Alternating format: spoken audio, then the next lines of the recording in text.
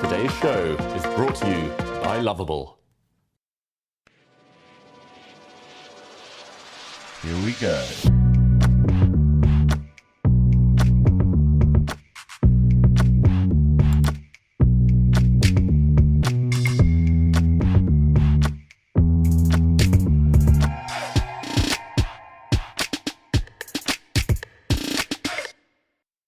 Okay, we've finished the watch party. We're now set. We know our candidates. We know who's going to be playing, but okay, candidates is one thing. Now the real deal begins. We're rigging the studio. A pregnant Kaya is taking in the real take panel. We're putting on our, well, if not a suit, at least a game mode clothing. We're ready for what is going to be an amazing Title Tuesday. Looks like Farouche is almost getting it done on the board. Should still be a draw. He's losing now suddenly. He's throwing a thorn into the white side, holding on here for dear life. The nerves are kicking in. He's playing with Ghost, afraid to commit. Did he lose on time? The clock is his worst enemy right now. Oh, look at this. He's trapped his own king in the corner. The black rook is hit as well. Whoa, is this a blunder? Checkmate is coming.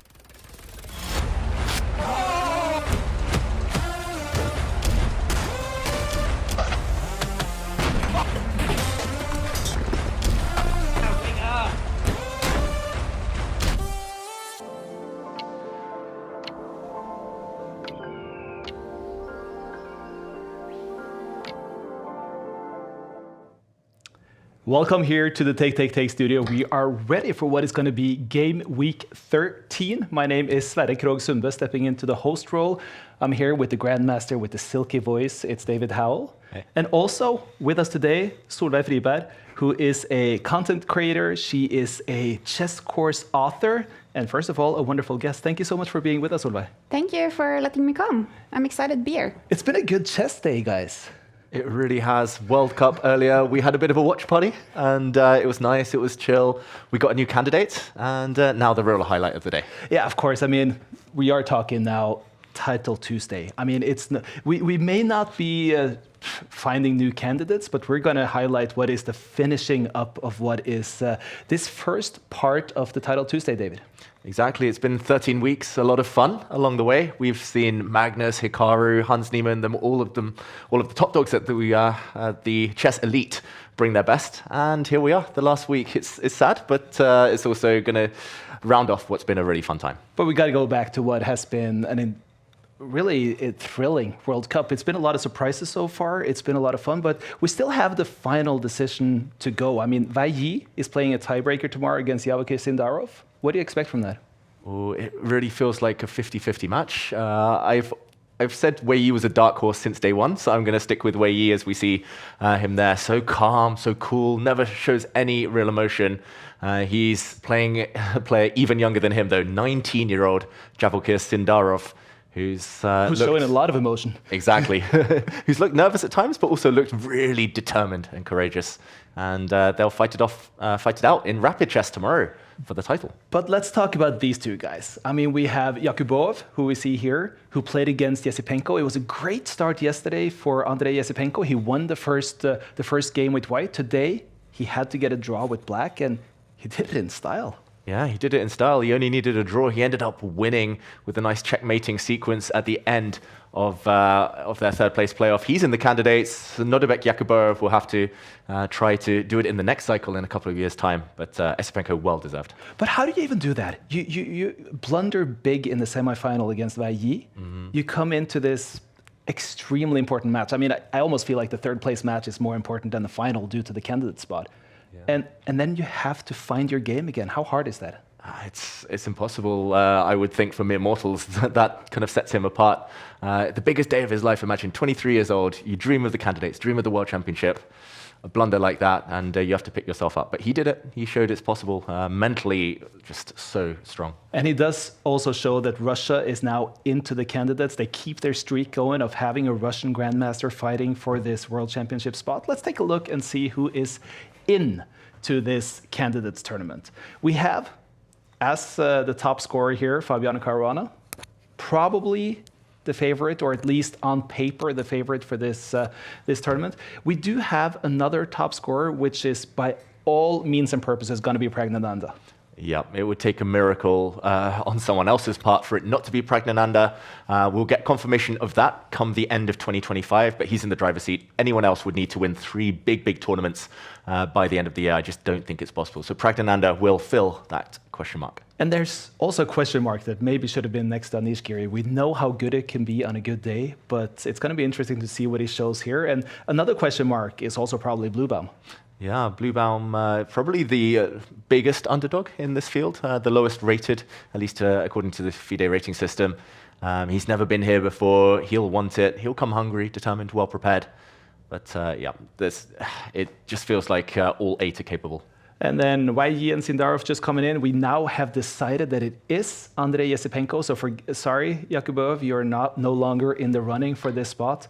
And then by rating, unless Magnus Carlsen decides to make a World Championship comeback and finish all the classical games needed, we're going to have Nakamura as well. Exactly. Unless Magnus has planned 25 rated games by the end of December, then it's going to be Hikaru Nakamura. But I do think, I mean, we're talking about who's qualified. Maybe it's just as interesting sometimes to look at who's not qualified for the candidates, because there's some big guns who really would have liked the spot, especially with this World Cup being played here, David. Exactly. Gukesh, of course, is the man waiting at the end of the line for whoever gets there. But at the World Cup, the likes of Hans Niemann fell as early as round 2. Are you surprised by that? Yes, I thought he was maybe one of the big picks, especially because he's so good at quick chess. Tie breaks would have favored him. Nepo as well, 2-time World Championship challenger, falling very early. We see Hans behind. And we kind of thought we were out Russians then, but another American here trying to qualify without success. Yeah, Wesley So joining Hans Niemann and the disappointed players from the US, Shakira Mamedyarov. Anish Giri did fall in the World Cup, but he did make it through by the Grand Swiss. And Nodibek Abdusattorov, who would have thought that both Nodibeks would end up falling, and he would be the first of them all. Dubov, Prague, all eliminated from the World Cup.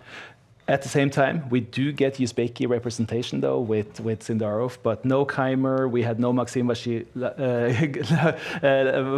MVL. I'll just do it easy there. We know him too well. Levon Aronian not in. A lot of big names. Who's your biggest surprise to not be? Do you think Levon will ever get another chance to qualify for candidates? It's difficult. We see some of the kind of household names now of World Chess on our screens.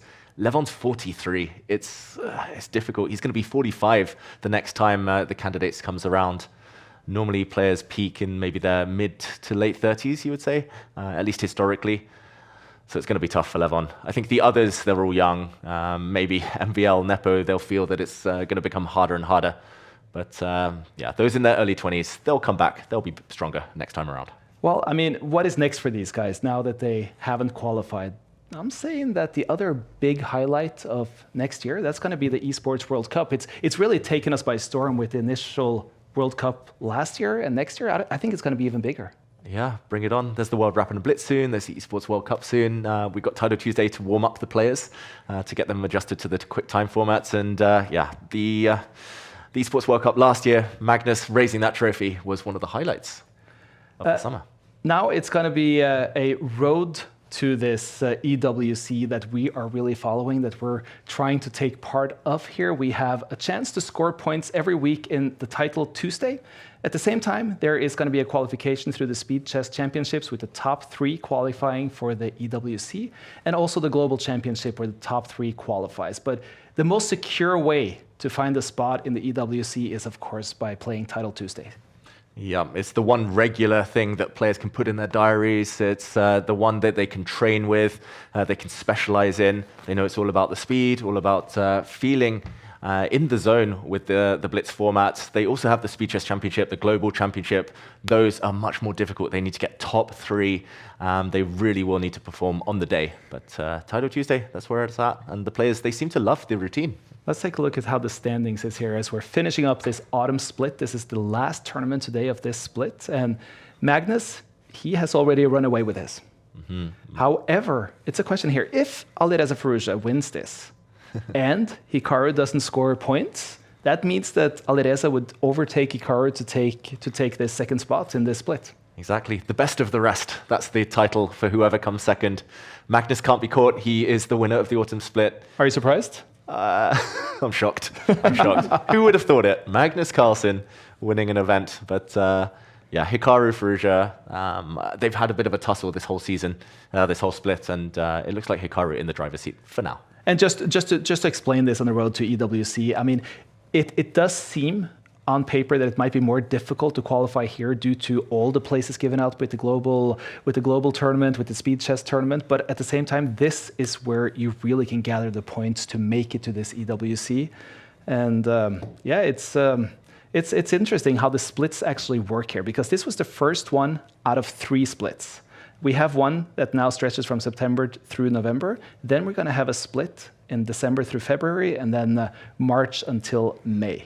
13 Title Tuesdays for each split. And then winner each Tuesday gets 10 points. But then there's also a winner of the actual splits, which we saw now that Magnus is taken away. Yeah, what do you think Magnus is going to do with the $5,000? Life-changing money for him. Somehow, I think that $5,000 may not be his main incentive. What do you think, Solveig? Do you think that is what is driving Magnus here? Yeah, I definitely think he needs $5,000, yeah. But it's interesting, though. At the same time, you see him compete week in and week out. And the ability to compete, to hone your game, that shouldn't be underestimated. Exactly, and it is kind of a tried and trusted battleground. You face the best in the world, you get to try new openings out, you get to kind of keep your mind sharp. Not everyone can just kind of watch a chess game and learn and kind of hone themselves from that. So yeah, Magnus does it, and I think that's shown the new generation it's a good method. And yeah, over the 13 weeks, Magnus has deserved it, but so many other names should be fighting because he's already qualified, he's made it, so they're battling for those positions just behind him. It's been a wonderful split, though. We've had a lot of big moments. Maybe take a look at some of the best moments from split 1. Let's do it.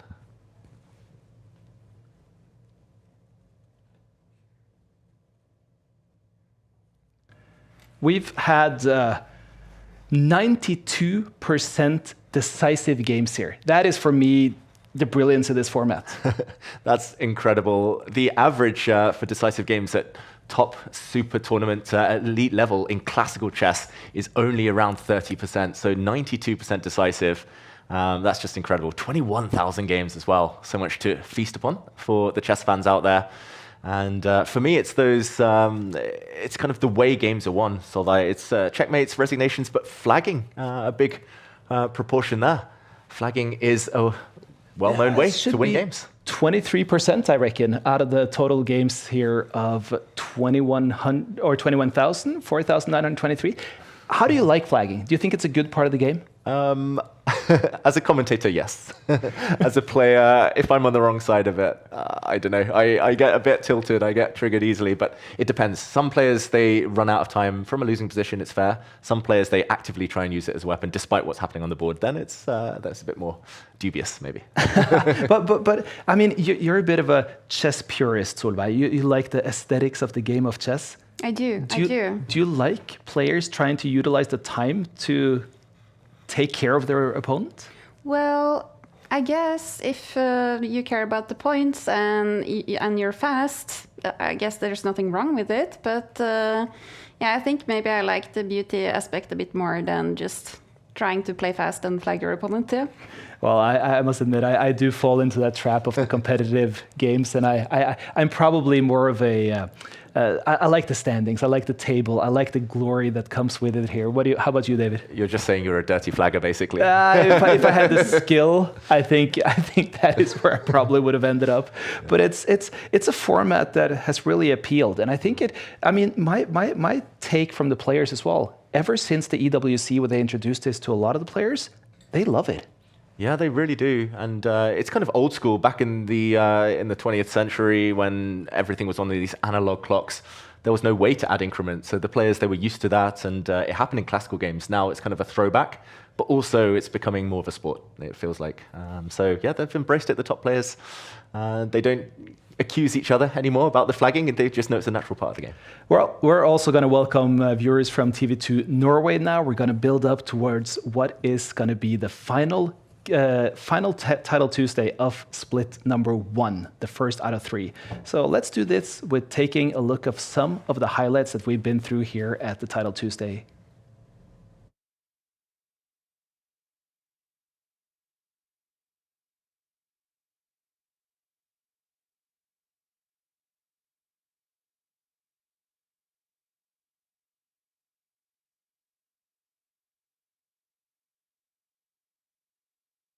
Black's pieces are going to be tied down defending that pawn for the rest of the game, and we see a big blunder from Bortnik. It's a strategic mistake. Look at the white bishop now. Its prowess is so strong on the diagonal. Has Magnus mouse slipped, or is that a error? He was trying to castle and he just... Oh no. Magnus resigns, and all blunder from Hans Niemann. We do see rook takes knight now is available due to a pin. Ikke vær redd for å snakke. That was some of the highlights from Split 1. David, what was your favorite moments? I've had a couple of favorite moments. Actually, ironically, one of my favorite moments was the 1 week I wasn't here when in Game Week 2, Alexander Bortnik visited us here at the Take studio in Oslo. He ended up playing Magnus. That went in Magnus's favor after a roller coaster game. And in the end, Magnus taking the win here, leapfrogged Bortnik, but he needed a helping hand from his former rival because in the last round, Bortnik ended up beating Alireza Firouzja, and Magnus, with a bit of a helping hand, was able to win that week. Here we see Magnus's 11 out of 11 in Game Week 11. That was the other highlight, I think one for the history books. On the 11th, right? On the 11th, yeah, of the 11th month. Back to that Bortnik situation. They were in the Take studio, both Magnus and Bortnik. I mean, it feels like, do you remember those like WWF tag team competitions? It's like they were going after the opposition in a tag team type situation. Exactly. Like first they were rivals. They were literally like 3 meters away from each other, like fighting to the death. Then suddenly Magnus, he had to tag in Bortnik to take down his rival, and they ended up first and second, and the big celebrations afterwards. But it brings such a fun element when you actually have the players present and able to bring that online world to the live world, and actually, it's almost like they're competing against the rest of the world there. Yeah, I guess. And what I also really like about bringing kind of the online world, I think it's so cool how it mixes kind of this old school chess and with the esport world. And for example, my little brother, he's like a huge fan of, for example, Nakamura, watches his streams all the time. And it gets us something to talk about that we didn't previously. And we're going to have more to talk about today as well, because we're only, I'm looking now, close to 12 minutes from starting what is going to be the last game week of this split, Game Week 13. Let's take a little look here. We see that we have Nepo, who is on. Dura is here. We have Ariantari, who's in our studio. We have a candidate. Bluebaum is on. I'm hoping, beyond hope. There's Hikaru, by the way, showing up. I'm hoping that we might have one of the guys who's playing in the World Cup tomorrow who wants to use this as a bit of a play-in towards that tiebreaker. Maybe we have a celebratory Yesipenko. Do you think any of those are going to show up? Yeah, it's possible. I would love to see Yesipenko show up. Although in an interview after winning the match today, he said he was going to celebrate by getting drunk. So we won't condemn him if he wants the night off. I think Sindarov, he's played a few times in Title Tuesday. He loves this event. It would make sense for him to play to get some practice against top-level opposition. It is evening in India. The games aren't until tomorrow afternoon for him, so it's possible, although unlikely maybe. Bashir Lagrave just logging on here as well. Ariantari is going to be playing, as I said, from our studio. We're going to be talking to him. What do you think about his chances today? I think he's got an outside chance. He's come top 3 before. I'm not sure if he's won the event, but yeah, I think he would need things to go in his favor. Maybe the likes of Hikaru not quite to be at their best, but Arian can beat anyone on his day. And nice to see Ginger GM just at the bottom there. My countryman, go England. Who's also working for Take quite often and doing interviews for them. As we know, he's probably playing from Britain, do you think? Yes. We have Adrian, who's playing here from Oslo. Let's take a look at the map to see where some of the players are actually sitting right now. Bortnik, who is in North America. We have Tang, Hikaru, Neiman. We have South America with Martinez and Terry. Firusha, who's in France, probably together with MVL, we just saw. Anna Kramling, who is, well, she actually looks from that map like she was in Finland, but I do believe she is in Sweden. But we have a dream that some of these guys at the very right here, who's now obviously located at the World Cup, is going to show up. Come on, Wei Yi, do it. Join us. We also see Magnus not in Europe. Magnus, I think his location is a little randomly placed because we know he's by a place with a pool. We know he's on vacation. We know he's getting ready for his next assignments, and we know he's going to play today. But right now he's being placed. I don't know if that is a little bit of guesswork or if someone has an idea of his location, but I do know that we're going to be following Magnus' games extra closely and see if it's possible to combine a good vacation with a good game of chess. What do you think? Exactly. For the viewers at home, send in your best guess. Where is Magnus? Probably by the sea. Where's he going to be playing from? A hot tub? Or more importantly, how is that going to affect his opening move? Because we have a poll. What shall Magnus Carlsen play?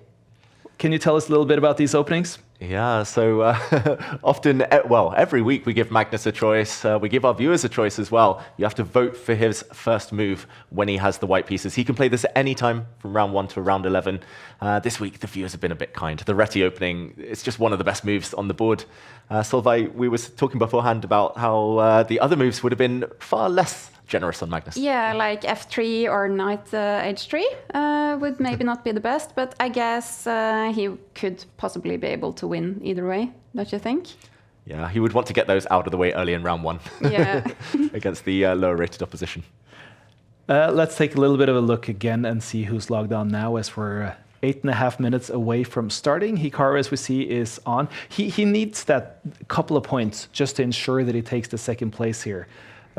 Because we do have some people chasing from behind. I don't see Alireza here yet. Some people, we're still awaiting Magnus. Let's hope that he makes it to the start here. But any names that we may not expect that we should look out for on the top page here?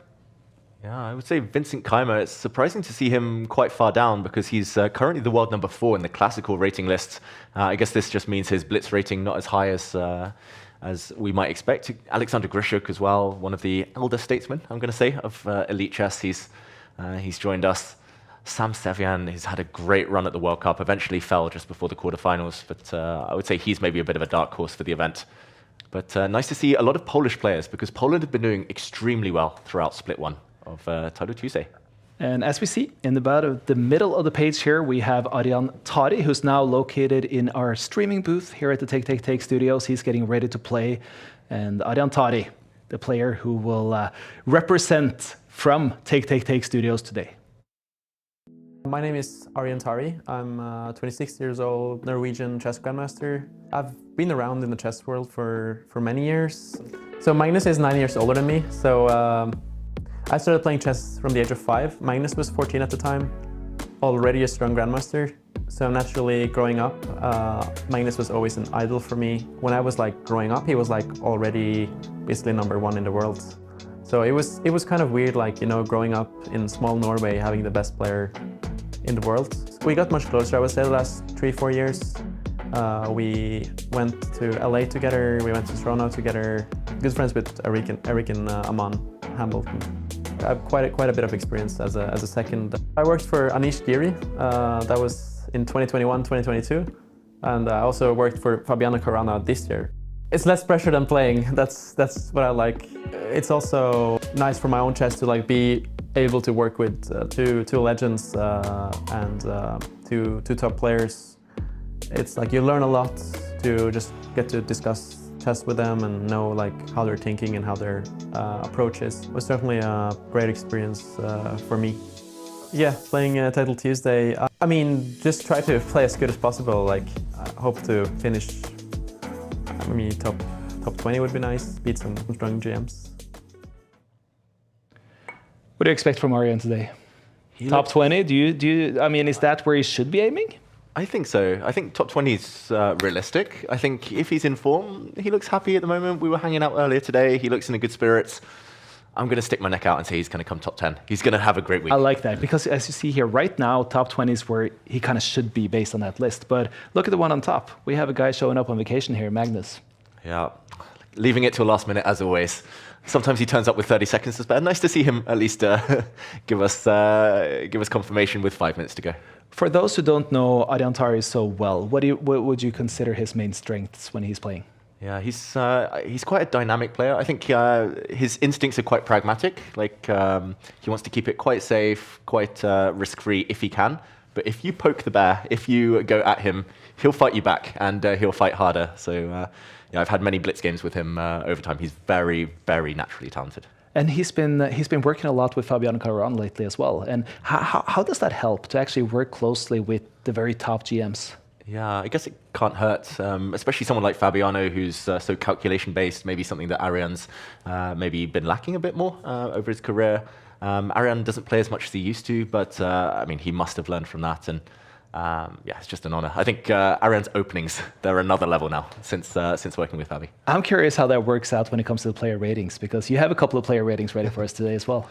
That's right. I've chosen 3 players, just like every week, that I'm looking forward to watching this time around.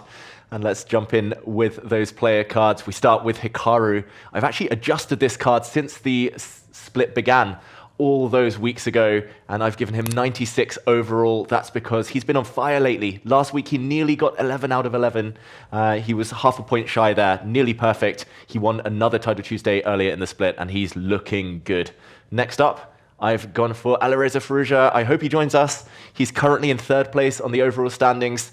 He's gone down a bit in the ratings that I've given, just because he's been a bit more inconsistent, hasn't joined us for a few weeks, and his last 1 or 2 performances have been a bit up and down, but still great overall. And last but not least, of course, Arian at 82, can beat anyone on his day, still a very high score, super strong Grandmaster, but maybe not quite in the league of Hikaru. If I play FIFA, I like an 82 card.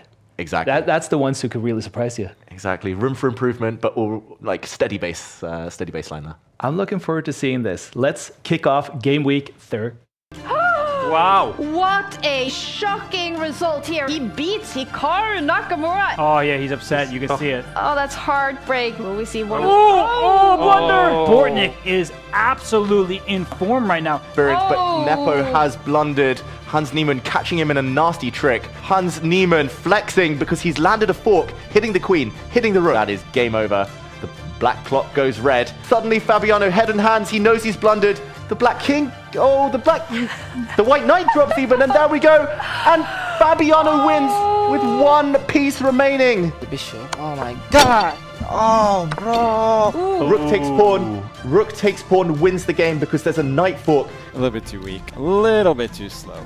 And all blunder from Hans Niemann. We do see Rook takes knight now is available due to a pin.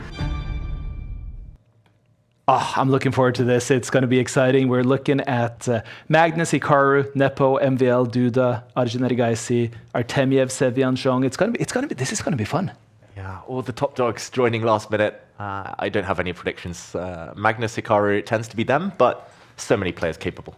I got a question for actually the viewers today as well, because we have this survey. We want to help shape Title Tuesday being the best product that it actually can be. And if you scan this QR code with your phone, go in and help us take a survey. We're going to be giving away a chessboard with a Magnus Carlsen signature, a wooden board, to one of the people who take the time to fill out this survey. And it's also interesting in the sense that Title Tuesday is undergoing changes. I mean, we have a new format. We have more at stake than we did before. And it's really fun to hear the voices of the most important people, the audience, to see how they would like to shape this for the future. So please take the time to fill out this survey, and it can really help create an even better product. Exactly. Everyone at home, this is your chance to have a say, to change the chess world for the better, to help us improve. And what a prize that is. Minimal effort. Survey won't take too long, but the prize, signed chessboard. not everyone has one of those. Let's take a little bit of time before we start the games here to look at how the format is right now with this Title Tuesday, because it's slightly different than what we were used to in the past. We've now played 12 weeks of this time control with 5+0. There is no added time per move, and that makes all the difference, David. Exactly. The old Title Tuesday format used to have that 1 second increment. You used to see games going on forever and ever and ever. But here, it's just a fight to the death. You know you need to get the job done on the board before it's too late. And 11 of those rounds with minimal breaks. It's fast, it's very furious.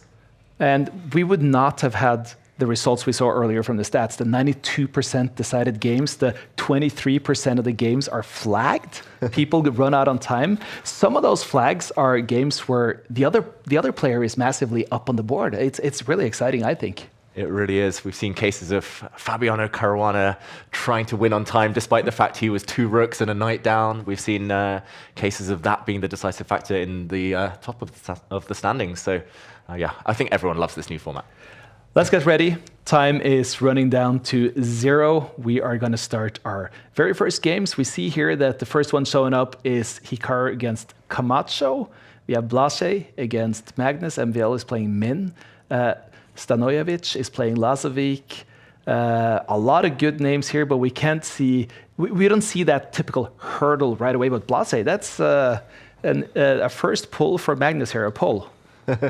Exactly. And we start this game with the French defense. Magnus pushing a pawn on the edge of the board. That's a bit of a weird one.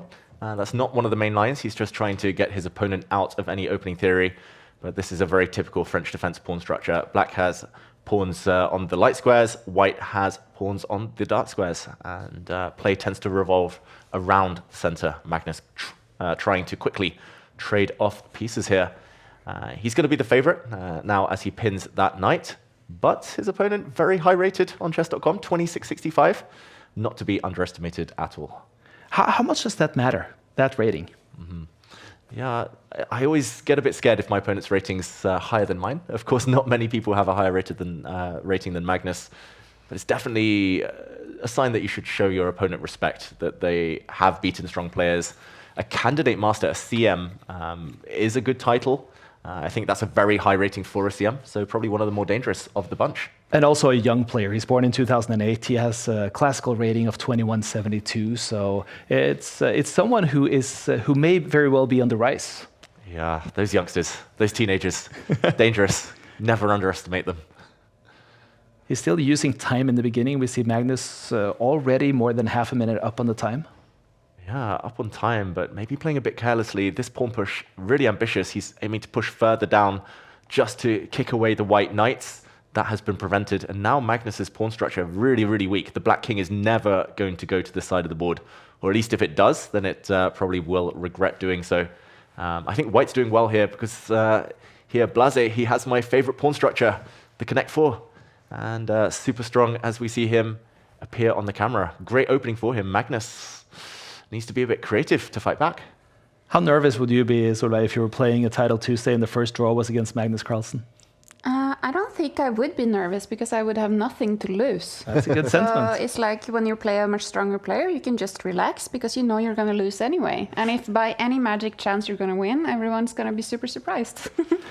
And now it's not looking too good because now he's a minute behind on the clock, but he's also behind on the board here. Yeah, his last few moves have been a bit weird, I'm going to say. I don't want to condemn them. There's nothing concretely wrong, but he's wasted so much time with his knight, which it started on this side of the board, went round and round and round, and he's moved that same piece 5 times already. So this early in the game, 5 times in 16 moves. On a journey. Yeah, it's on a bit of a journey. I'm not sure the knight's even very well placed here. It's not jumping forward anytime soon. And we see the first trade of pawns, some open lines appearing. What do we think? Is it nice with like that open file towards the enemy king, or is that you don't care about that in this position? Yeah, that's a perfect question because I would care a lot. I would care too, but I'm not so good, so. Well, I think you're being modest because I think Magnus will be a bit nervous about his king situation here, and that's why he tries to get the queens off. And it's normally a good idea with a weak king, like the black one here, to try to escape into the endgame. And I have a feeling his opponent should try and say no, although it's difficult to dodge the queen exchange without losing a pawn now in the center. Imagine winning. That is the... Yeah, I like that comment from PSO4 here. Of course it's a dream, but the real dream is actually beating him. Yeah, it's of course going to be a challenge, especially now that Magnus has caught the white king embarrassed in the center of the board. If there is a pawn exchange, then the black rook after a trade, we'll see that happen. I think that's a big blunder there. The black rook is now going to start coming in. We're going to see it land on the first rank. If he does somehow turn this around and win, it's going to be the best result of his life, that is for sure. But now this bishop is being hammered down on 2 different directions. It's pinned. This knight has now moved 7 times in the game. Keeps moving it, but it's not working. That pin is going to last forever. The white king's never going to feel safe.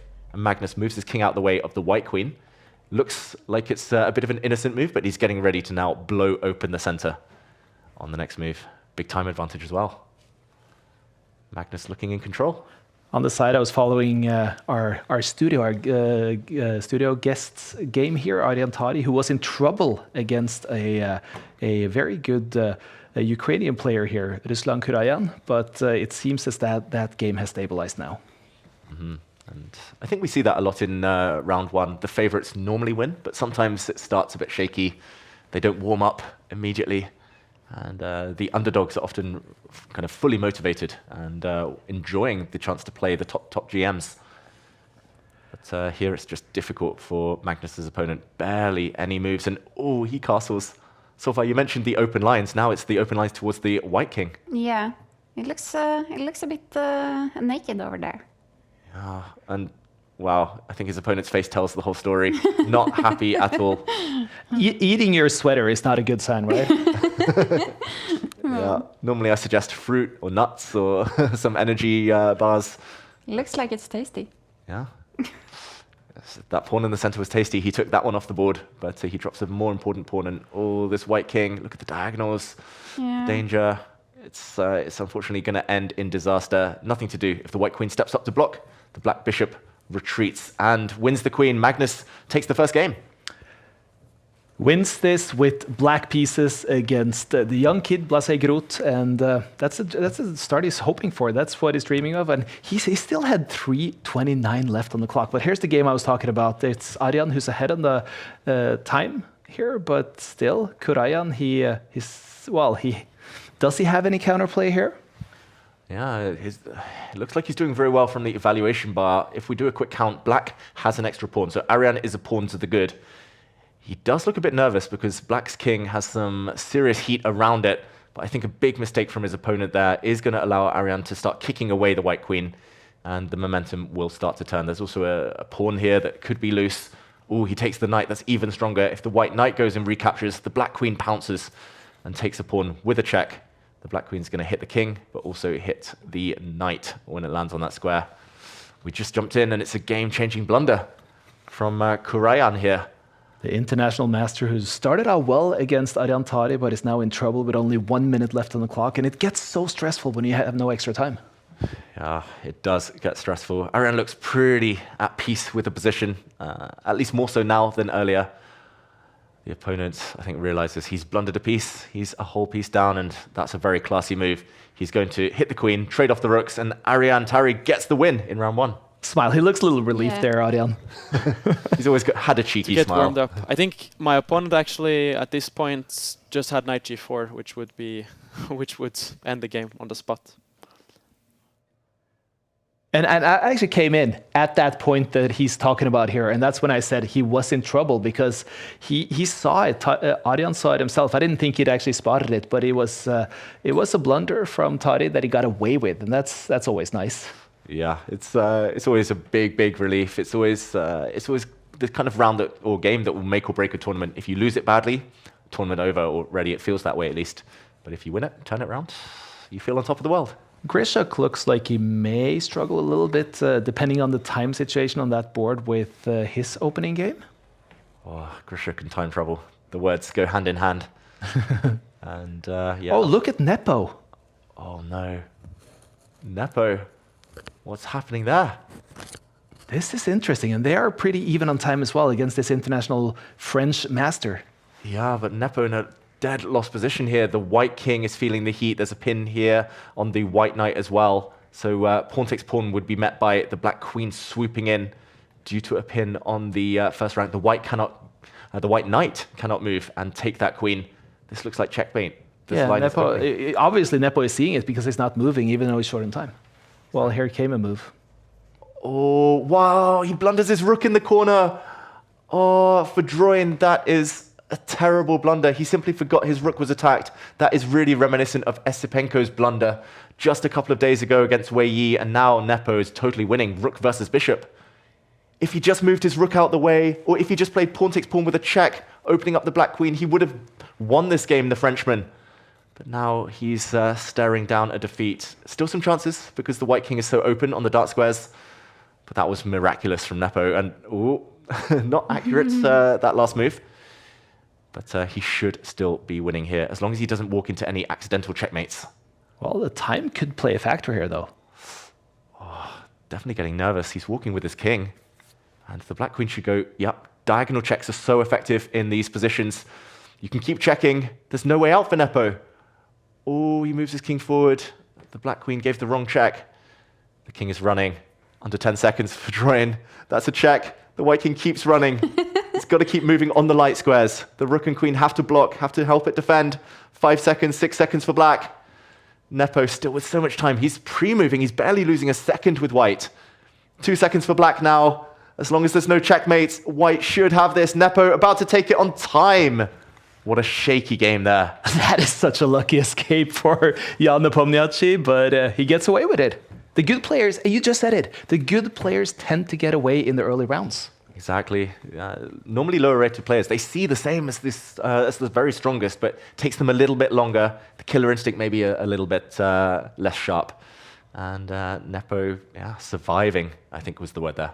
Can't be much time left with Kopczynski and Terry here, considering that how low on time that we just saw the others were. And there we see Terry also taking a favorite win, and that means that we're pretty much getting ready for round 2. It's drama in this one here, Solveig. Yeah, I think this also really, the Nepo game, it shows how fun this format can be with the time trouble and everything. It's very exciting. It does bring a completely different element, and it really creates excitement. And look, now we have the next games ready already. We're getting ready to start. We see Radzimski against Hikaru, and Magnus is playing against Nagara. Mm-hmm. So already some strong opponents. Nagara is a very well-known player, very experienced. Slightly lower down, we see Magzudlu, the Iranian Grandmaster, against Simon Williams, the Ginger GM. Some big-name clashes already. I'll say from the list of the favorites, I think it was only Bortnik who lost in round 1.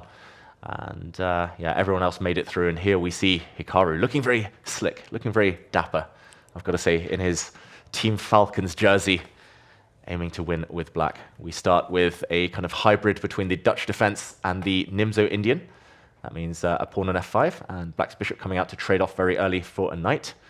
And great start to the game for Hikaru Nakamura. Weak pawns to play against in the long term. Great square for his knight as well. Do you not usually trade the bishop when you play Dutch? I think it's kind of a matter of taste, I would say, with the Dutch. The Dutch, you can sometimes fianchetto the bishop on the long diagonal on g7, or you sometimes, in the classical Dutch, you put it just very modestly on e7. So, this is... It kind of started life as almost an Nimzo, then it became a Dutch, and I never know what to call those openings. I just call them hybrids. But I mean, here Antoni Radzimski is 13 years old, but he has picked such a great picture here. I mean, I love this profile picture that he's picked, because that's humor for a 13-year-old, if you ask me. What do you call that? What animal is that? Yeah. I mean, but he is real. I mean, you're talking about all these young kids coming up. I mean, this guy is a 23, 36 rated player. He's shooting up these days, and obviously won his first game here as well. He's an FM, and here we see him sitting. Yeah, I mean, when I was 13, I would have loved the opportunity to play the world number 2, and that's why this tournament is so fantastic. Well, this last move is a strategic mistake. Hikaru is now going to take back towards the center. In general, if you can, you take towards the center because it opens up a line for the black rook. That is a very weak, isolated pawn as well at the edge of the board. Maybe it can be captured now. If not, then Hikaru, the type of move he might play, I was going to say push the pawn or move the knight. He wants to control this square, making sure that there's no way to ever kick away this bishop. So a big, big positional advantage now for Hikaru Nakamura. White has a really bad bishop of his own blocked in.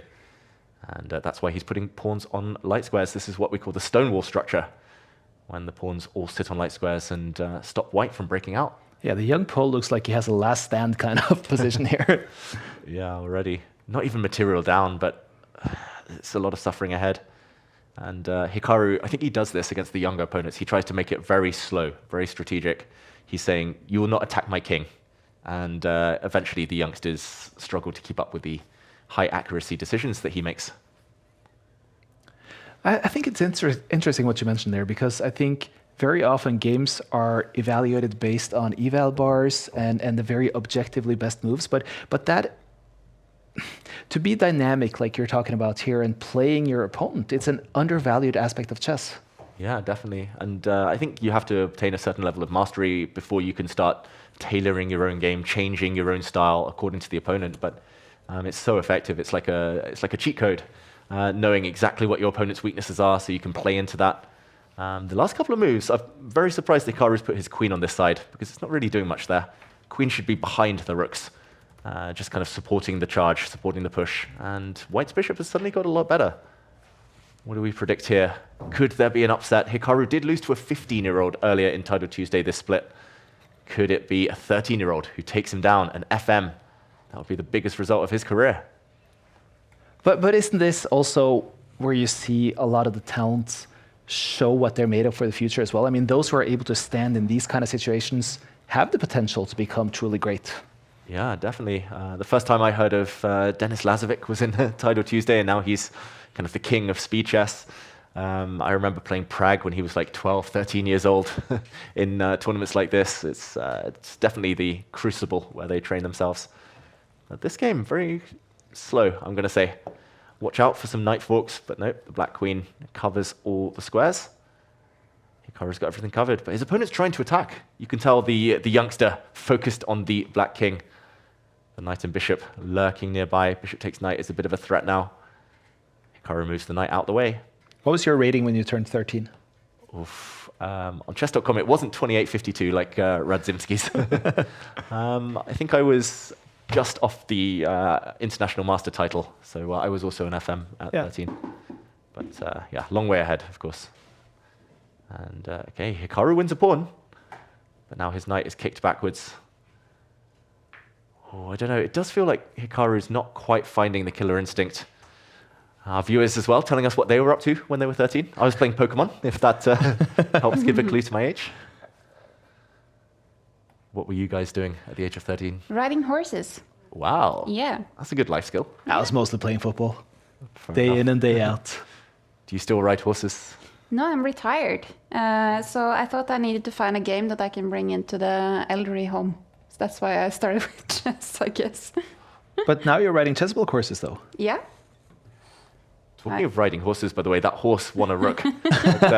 Horses for courses. Let's go back to the chessable courses. Hikaru now with a winning advantage. You already have a chessable course out now already, Solveig. Yeah, that's right. What is that about? It's called Breaking 1000. So it's for chess novices and beginners who want to break 1000 online rating. So it's come for beginners. I love that. I love that you have those kind of courses as well, because the majority of chess players will fall into that category. Yeah, and I guess also a lot of the beginner content is often written for children. And also what I felt like when I started with chess, I'm kind of new, I started 2022. Then I sort of felt like all the chess material out there was written for someone who was more knowledgeable than me. Yeah. So there was a lot of the books and resources I didn't understand. So it can be a bit hard when you come in at an older age and don't know the game. So I guess it's a new market for the adult beginners, I guess, with the chess boom and everything. Have you always had that kind of passion to share the knowledge, to share your experiences learning and kind of navigating the chess community, the chess improvement scene? Well, I think in general I really love learning and knowledge sharing because I do work in academia, and studied a bit pedagogics, and that's kind of my day job. So it was kind of natural for me to go into that when Chessable asked. So, and I think it's a lot of fun. I like to explain stuff. Mm-hmm. I'll just mention that Magnus Carlsen won his game against Kaivalya Nagara. Magnus taking a win against a very strong opponent. Hikaru looks like he's about to take the win as well. Checkmate in 1 is threatened if he gets one more move. We see mate in 7 pop up on the evaluation bar. It's hard to prevent that. The White King's going to have to walk forward, but that is not going to be a healthy journey. There's another diagonal check, and probably he can do this in a few ways. The rook steps back. Checkmate again threatened. King of the hill, we call it, when the White King tries to reach the center of the board, but it's not going to make it any further. This is the end, and Hikaru takes the win. Very good. And I see that Arjan Tari is up against the German FM Henning Holinka. He has a good position. He's up on the clock as well. We've had Magnus winning. We've had Lazovic winning. We had Minle winning. Here we have Arjan. And jumping in, we're in the endgame now, but a quick count shows that Arian has an extra rook for a knight. Pawns are level, but he also has 3 very strong pawns that could start marching forward a bit later in the game. He's doing the right thing. Normally when you're at the exchange ahead, a rook for a minor piece, it's a good idea to trade off 1 set of rooks. The knights alone for black will not be able to cause any damage. Just to let our viewers know, Holinka is not quite the age of his picture right now. He's turned 23, this German. He's looking good. I want to know his training regime to look that young at the age of 23. Should we listen to what Arjan has to say for a second? Let's do it. It's hopeless. Hopeless. It's not a good start, Arjan. Hopeless was the key word. And his opponent is letting the clock run down. Arian takes the win. We get the win. This was a better game than the first game, at least. And that summarizes it. Arjan Tari is saying it's a better game than what was the first one, and he takes then a convincing win. He starts with 2 out of 2. We have Hikaru with 2 out of 2. We have Magnus with 2 out of 2. Let's take a look at our standings here. We also, I mean, now we're starting to see some good names who are pulling quite a bit ahead. I mean, we think about this. We only see the top players usually. We think about 2 out of 2 being, well, it's normal for the top players, but already we've narrowed the field so much of those with a perfect score. So this is when we can get the more exciting matchups for the round 3. Exactly. It's a bit like those knockout tournaments, the World Cup, where after every round the field halves, and it's the same on 100%. Every round it's like half, then half, then half, and after a while it's only 3 or 4 names. But for now, most of the favourites doing the job. I'm gutted. Simon Williams, Ginger GM, losing. But Mike Zulu is very strong. I think the highest rated player to lose on this page was Jeffrey Zhong, and that's all the way down near the bottom there, just down there somewhere. But Sam Sevian also had to give up half a point here. Oh yeah, that's true. Half a point might not sound Oh, like and much. look at Kamer. Kamer losing to Matthias. This is actually, the biggest 3 results is actually at the very bottom of the page here. And that's a fellow German as well. The German #1, Vincent Keimer, going down to a German IM, Matthias Dan. That is a big shock. Yeah, Keimer hasn't quite been himself. He's played a lot of Tidal Tuesdays, but very rarely troubled the top few.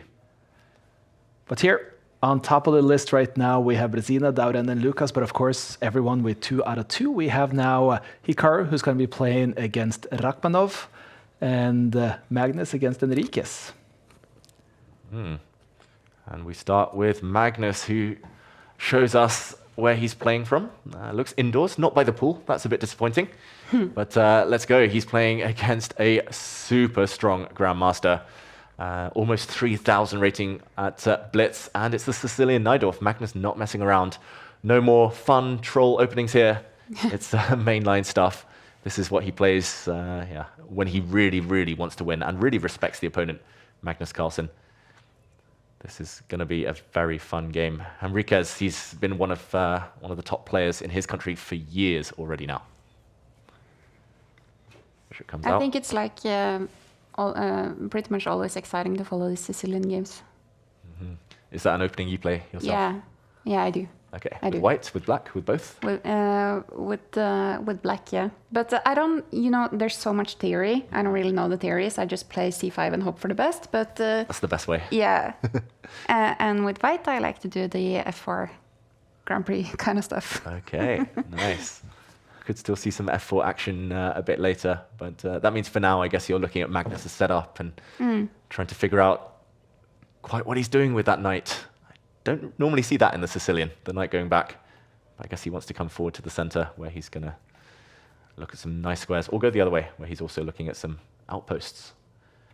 Magnus, he's trying to make it a slow maneuvering game, which isn't always the way in the Sicilian.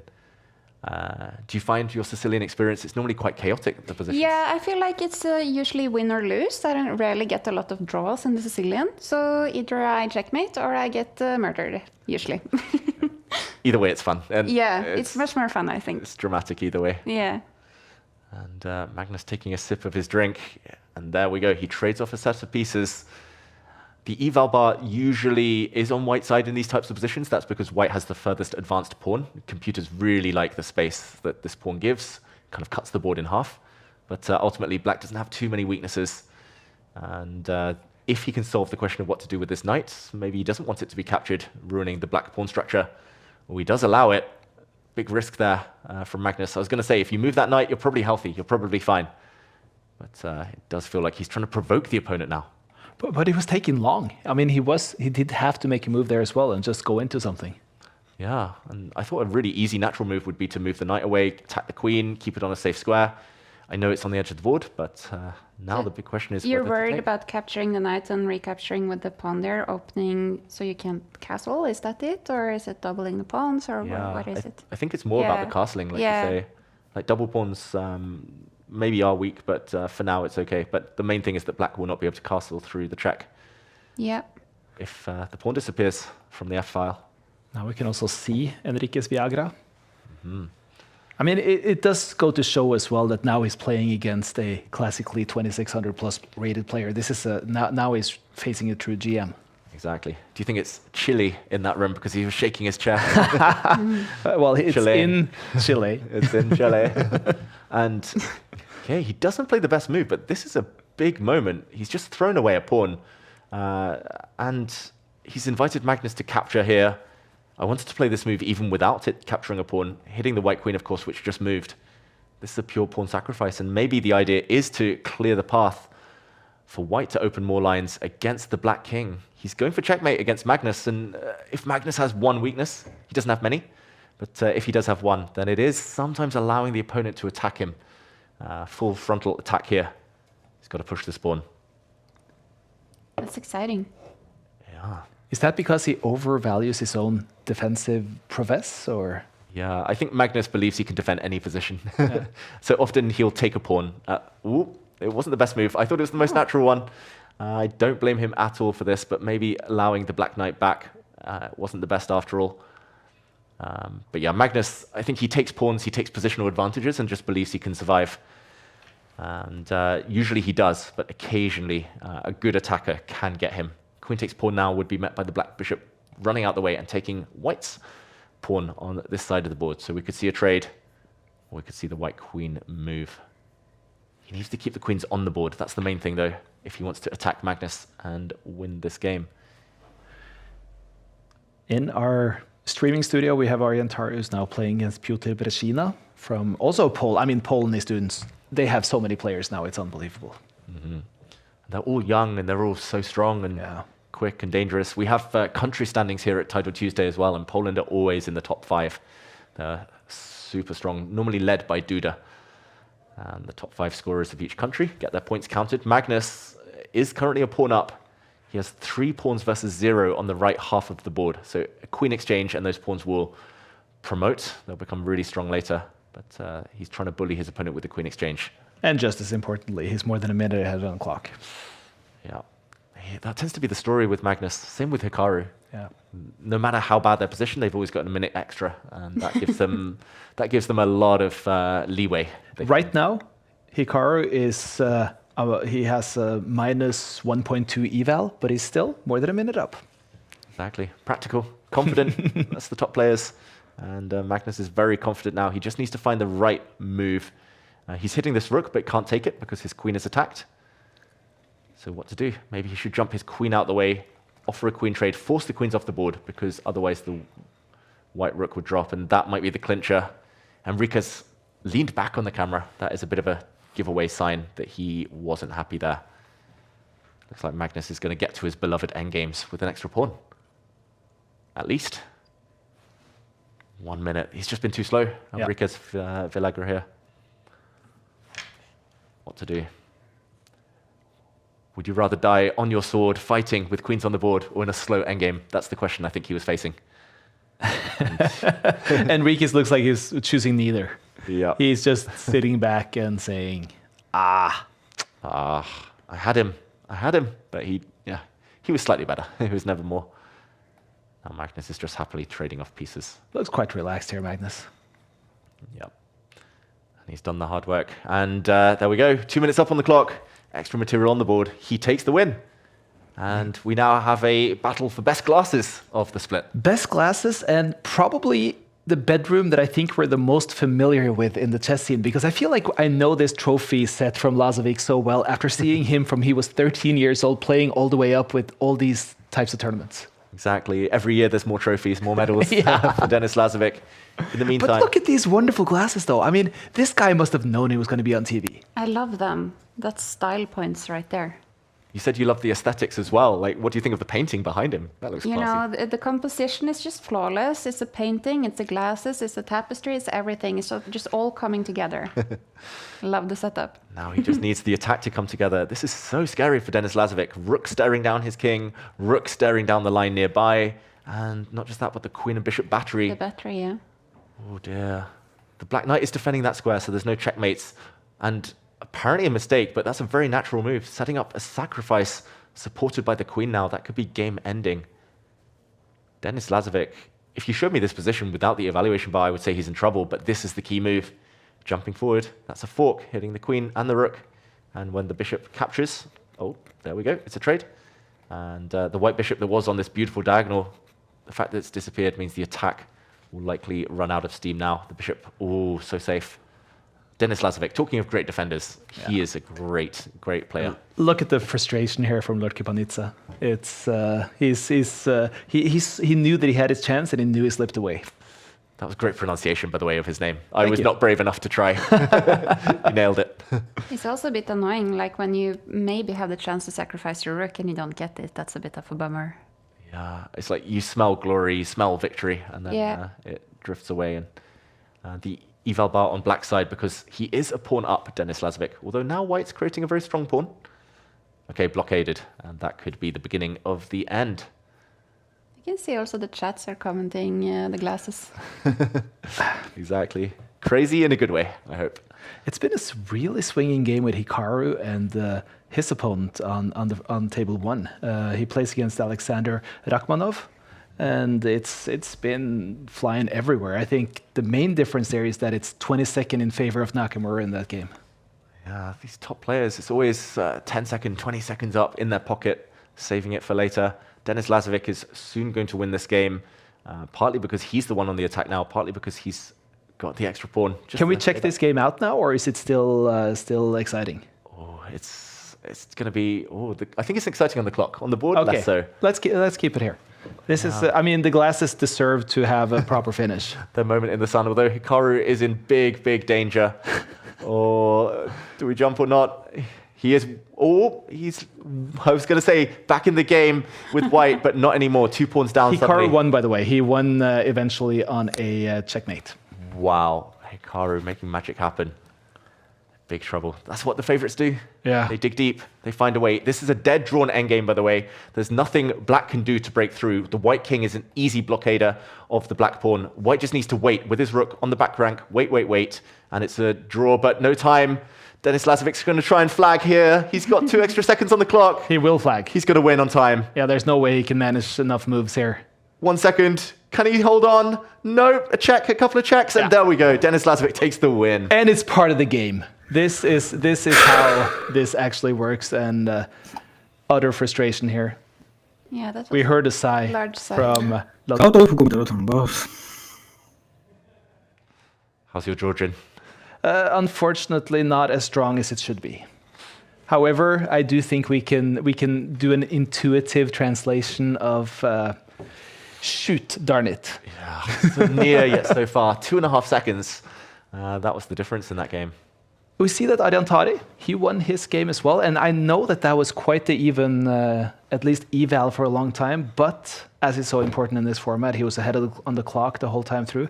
Reason why we're following Ariantari more closely here is because he's in our streaming studio today. He's actually occupying Magnus's office. That's right. He's in the famous 2882 room, Ariantari, named in honor of Magnus's peak rating. Ooh, look at this matchup. It's all American. Oh, all American. And Oparin is the chief second. He actually works with Ariantari a lot, but he's the chief second of Fabiano Caruana. So a bit of a kind of precursor, a bit of a taste in advance of the candidates tournament, maybe, on the line. And we start with the English opening. White's pawn came forward by transposition on the second move. And this is actually the line that Ariantari used against me when he had black to knock me out of the 2017 World Cup. So I have trauma memories here. But the black pawn coming to step down the board, hitting this knight. This is the key idea. And Hikaru, he looks confused here. Yeah, I saw it. He did the thing with his eyes. Yeah, what's he looking at? This is a bit of an odd move. When I played Ariane back in 2017, I was pushing my pawn just one square, keeping the pawn safe. And when the knight gets hit, the knight returns, and that's safe. But here, if the knight retreats, the pawn in the center will drop off the board. So Hikaru Nakamura, he's wondering, en passant or no en passant? It's not always forced, despite what people believe. Will he take that pawn, or will he push on and attack the knight? Okay, he's down on time for the first time this tournament so far. Yeah, he's looking like he's wondering about this move. Mm. Oh, I think he should have pushed his pawn. He gives the check instead. He was perhaps worried that the white pawn would step up and hit the black queen. But maybe that will happen now. So there we go. So the black queen isn't able to capture a pawn in the center. Do you ever watch any of Hikaru's streams, Solveig? I don't watch his streams so often, but I have analyzed a couple of his games. Okay. He has a really cool King's Indian game that I analyzed recently, and also another one where I think he offered his queen six times in a row or something. Have you seen that one? I think I know the game you mean. Yeah. Very cool. That's a really cool one. That made me a Hikaru fan. Yeah. That's the thing with Hikaru. He can attack, like sack all his pieces and win, but he can also just slowly grind down his opponents in the endgame. And talking of the endgame, the queens are off on this board. White has an extra pawn for now, but it probably will not survive till the end of this game. This pawn is very far advanced distance from the rest of its army. That should be more of a weakness than a strength. Another top game being played right now is the man we just saw, Denis Lazovic, who's playing against our homeboy today, Ariantari. Oh, big game. Maybe we'll join that one a bit later. Let's see how Ariane can do against one of the hottest speed players right now, Denis Lazovic. That is Lazovic playing with the white pieces there against Ariane, and so far it's Ariane evening out the game a little bit after Lazovic having a very strong start. Mm. Lazovic, a big opening expert, very, very positional player. He's qualified, of course, for the Speed Chess Championship finals in London in February alongside Magnus, Hikaru, and Alireza Firouzja. Not bad at all. That's such a fun tournament as well. Yeah, it's going to be fun. I'm hoping to visit in London, my hometown. But in the meantime, Hikaru looks confident. I'm not sure I would be as confident. He's still a pawn down, but he's creating threats. There was a threat to jump in with the black knight. That's why the white rook stepped up. And now how will Hikaru increase the pressure? If he's too slow, then white's pawn majority will start running forward. And that will not be good news, so Hikaru needs to be quick. You can guess the nationality of Magnus's opponent. Poland? Yeah, that is correct. He's Polish. He's playing against Kasper Jostowski. Okay. One of the high scorers for Poland every week. That's not going to be easy at all for Magnus. Yeah, Poland. We've asked this before, but anyone watching this, go pester your favorite players from your country. Get them playing. We have country standings. We'll talk more about that in future.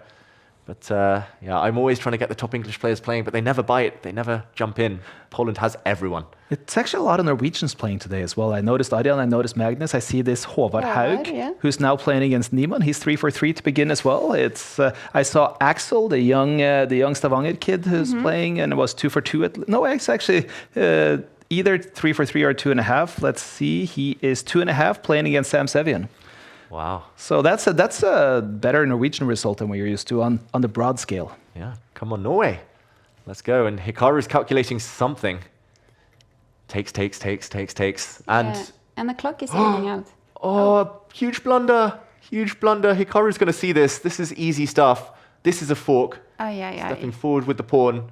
And if that pawn does step forward, the white rook wants to take it. The pawn attacking, of course, the other rook and the knight. If the rook does take, then it's another fork. Hikaru misses it. King E8, D7. Is there again? King E7, C7. He's not seen it. He's not seen it. Hikaru Nakamura. He's still massively better due to this check. I'm trusting my instinct that this works. Takes, BC6, King E8. It was a little bit of a delay there, but it was nice to just hear what he was talking about for a second. Shall we put him on for a little bit longer here? Let's do it. One. King D1, 96, Rook A4. 4, Rook. That does not sound like someone who sees everything right now. No. He feels it. He mentioned the word instinct. That's the top players. But then to work it out, to calculate. And I think he's stressed about the clock situation because... Which he should be. He should be, definitely. Oparin knows that Hikaru's biggest strength is speed. So, yeah, he needs to be accurate. And he was talking about this move. We heard him say King D1. Now we know why. The White King had to run away to the square to not get checked by the Black Knight. But here we go. Infiltration. The rook gets in. Second rank snacks on the cards here. The bishop and pawn hit. And Hikaru still in the driver's seat. He missed an immediate win and missed... Just very strange to see Hikaru miss an immediate knockout blow. You think that's going to annoy him when he sees it later? Oh, that's true. In the game review, right? When we all, chess players, we look afterwards and we see we've made 3 blunders in a game and we check back and, heartbreaking. Speaking of knockout blows, it was quite a knockout blow for Magnus Carlsen against Drastovsky. He won easily, early and handily. Wow, Magnus looks like he's in top form. Holiday Magnus, enjoying life. And in the meantime, this rook in the center is hit. It either needs to swing across to attack the black bishop, or it needs to capture a pawn on the edge of the board. There are some checks against the white king. That's what he's calculating now. Oparin burning his time advantage. Looking at the games afterwards, Solveig, is that something you do immediately afterwards? Do you find it a good thing to learn about, or? Well, when I play seriously to actually try to get some serious games, I of course do that. I analyze it myself and I try to do it without the computer first, and then try to figure out where I went wrong, and then preferably with a stronger player, but if not, the computer. Yeah, that's but if I play like Blitz while watching TV, then I don't always analyze. Sometimes it's better not to not see the blunders immediately. And in the meantime, yeah, we see an exchange. Hikaru, for a moment, he kind of had his head on his hands. He was like, what have I missed? He might have realized he was totally winning earlier. But here we go, still winning. He's a pawn up. Massively better, according to the evil bar. Does it feel massively better? I think now, after this last move, that might be the clincher. He defends his powerful pawn on the edge of the board. That keeps the white rook paralyzed. The white rook is stuck, not doing anything now. It's going to be left as a pure defender, very passive, and now he's going to win a second pawn, so 2-pawn advantage, I think, at this level. Should be winning, at least on the board. And the clock is evening out. Yes, and big threat to actually take this knight and then to land a knight check with a fork. So the knight has to jump out the way. That's a pin. I think he's just going to take this pawn in the near future. Watch out, though. More checks. And that's the final blunder from Oparin. He loses his knight from this check, and Hikaru takes the win. But it wasn't always smooth. Doesn't need smooth right now, does he? Well, I mean, look at this ending. This is going to be fun. 30 seconds against 36. It has been Lazovic pushing here, but this is the first time in the game where Arjan is ahead on the clock. Wow, that is so important. And we see the position repeat itself. Now, Denis Lazovic grabs a pawn, but watch out. Oh, this is so tempting to push this pawn for Arjan. Not the best way to proceed, apparently, because this pawn might just drop. He has a good position, Denis Lazovic, but he doesn't have enough time now. Arjan should keep the queens on the board. Keep pieces on. It's easier to flag. the fewer pieces, the more the opponent can pre-move. And look at Lazovic desperately trying to get the queens off, but now the black queen can deliver a check. It maybe should actually check from the center of the board. Denis Lazovic, 13 seconds, could have repeated the position, playing for a win. Arian, he's got a chance here. Wow, he's not even that much worse. He's a pawn down, but he can keep this game going for so much longer. Queen's off now. 8 seconds for Lazovic. What do we think? Is he going to win? 6 seconds, 7 seconds, is it enough? He's so good at pre-moving. Arian needs to keep the rooks on the board. Don't get checkmated. Bring the rook behind, give some checks, and oh, it's a checkmate for white on the top of the board, and Arian loses his rook, and he's getting mated. There we go, Lazovic. It's just not too slow. It's very... Here I had 5 more, so I should have been able to do something.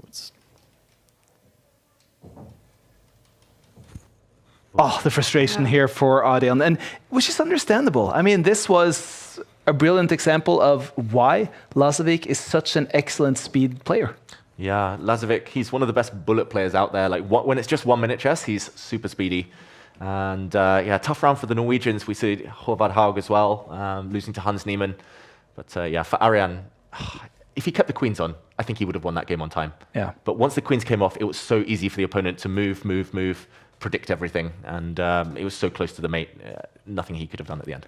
Well, we see 14 players who's now at 4 out of 4 possible wins. Players are on break. They get their first break of the day. And I think it's time for us to look at some highlights to have an action replay by Lovable.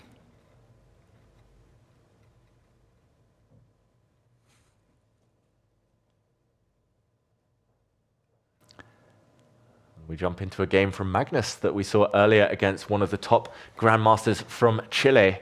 And we started with a Sicilian Najdorf. Magnus maybe in a bit of trouble early on, but here he grabbed a pawn, he attacked the white queen, and unfortunately after this mistake from Henriquez Villagra, there was no way home. Magnus bringing the knight back, winning some pawns, now centralizing his queen first of all, later using that queen and knight to do the damage, took the win with black. He's looked on fire, Magnus Carlsen, and the other replay has to be this one with the best glasses of the round.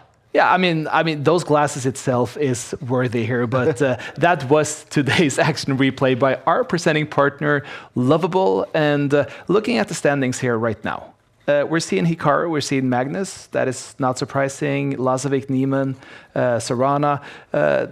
Which name stands out the most for you? Ooh, I'm going to say there's a couple of players I'm not so familiar with. Barat, down in 12th place. Pranesh is a strong Grandmaster. He's up there quite a lot. But just because we've been talking about Poland a lot, Pakleza. Yeah. I've seen his name around. I've played him actually a bit online, but I think one of the lowest rated from the top 14 here. But isn't this some of the beauty? I say to you, Solveig, isn't some of the beauty of playing these kind of formats open for all title players? That if you feel like you're underrated, if you feel like you have something to do against the top GMs of the world, this is your arena to shine. You can step in at any Tuesday and actually shine against them. Yeah, and I think touching on what David said earlier as well, you would have loved to play world number 2 when you were 13. Mm-hmm. So I think that must be really exciting, maybe especially for the younger ones. Yeah. You're mentioning Poland. Mm-hmm. That brought me onto the topic that we do have the country standing, right? And look right now, actually, Poland, as you said, in 3rd again. I'm very surprised to see Norway at 15.5. That is very high for them. Obviously, it does help to have a good amount of players here. Yeah. And this is the kind of counting the scores of the top 5 players of each country. So it does kind of even the playing field. If you get more representatives, it's more likely the country will do well.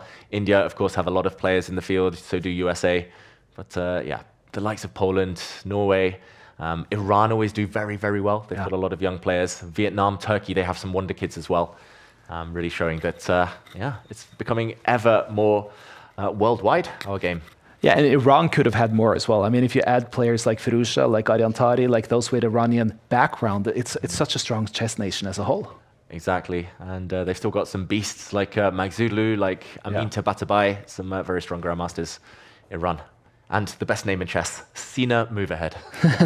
But actually, Padam was not on the top list now, so it's interesting to see if Maksudlu could join that fight. But listen, you guys have the chance to help shape the future of chess if you take this survey.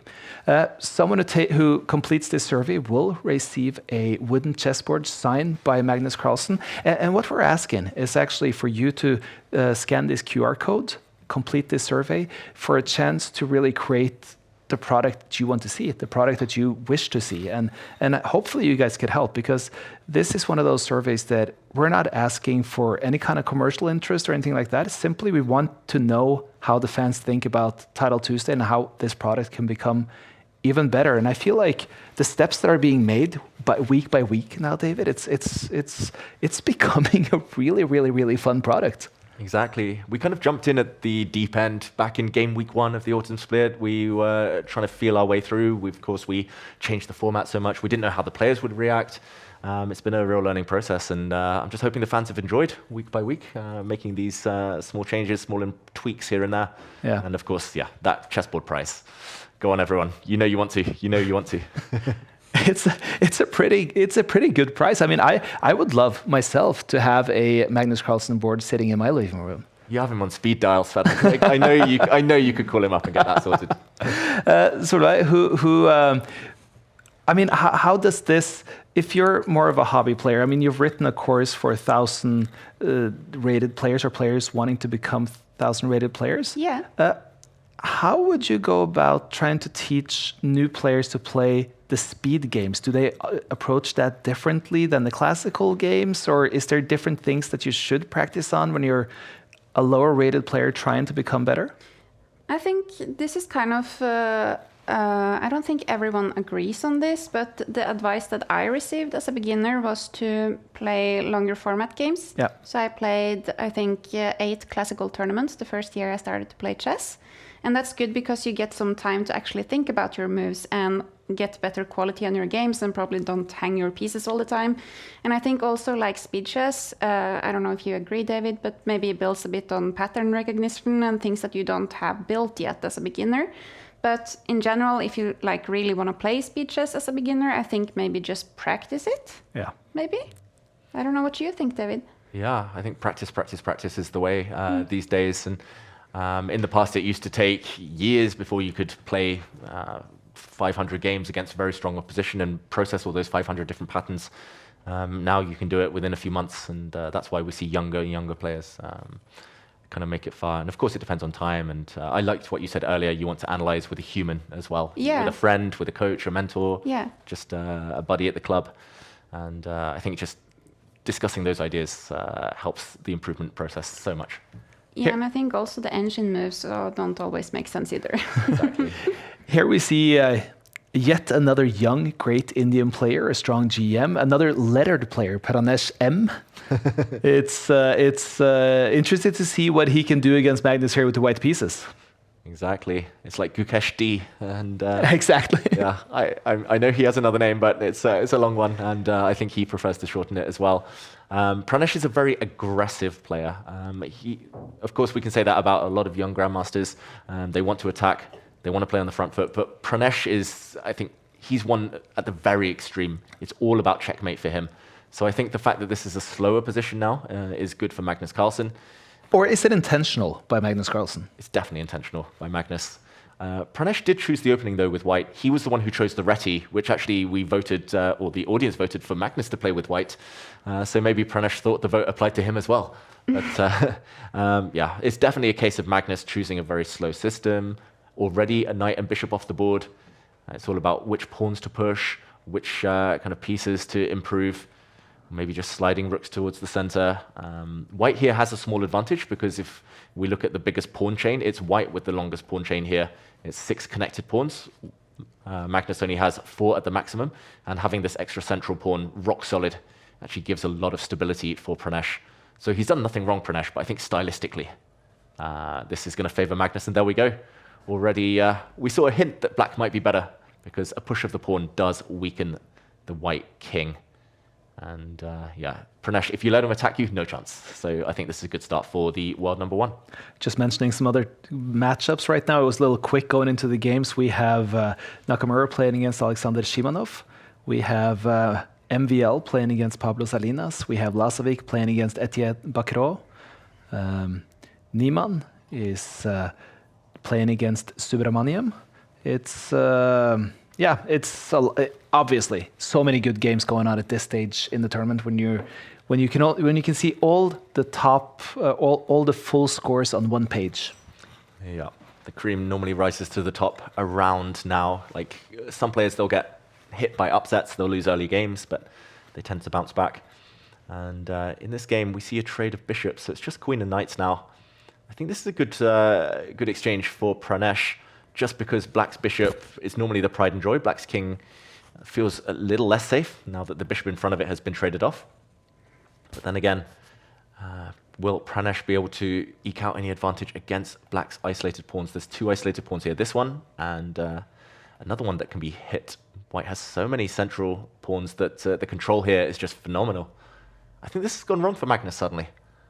And I'm not saying he's worse or losing Magnus Carlsen, but it's going to be hard to win this game. And there we see Magnus saying the exact same thing with his body language. Exactly. He doesn't feel the energy. There's just no energy when you only have the same pieces as your opponent. Queens and rooks, they kind of cancel each other out. Does this look like a man who wants energy right now?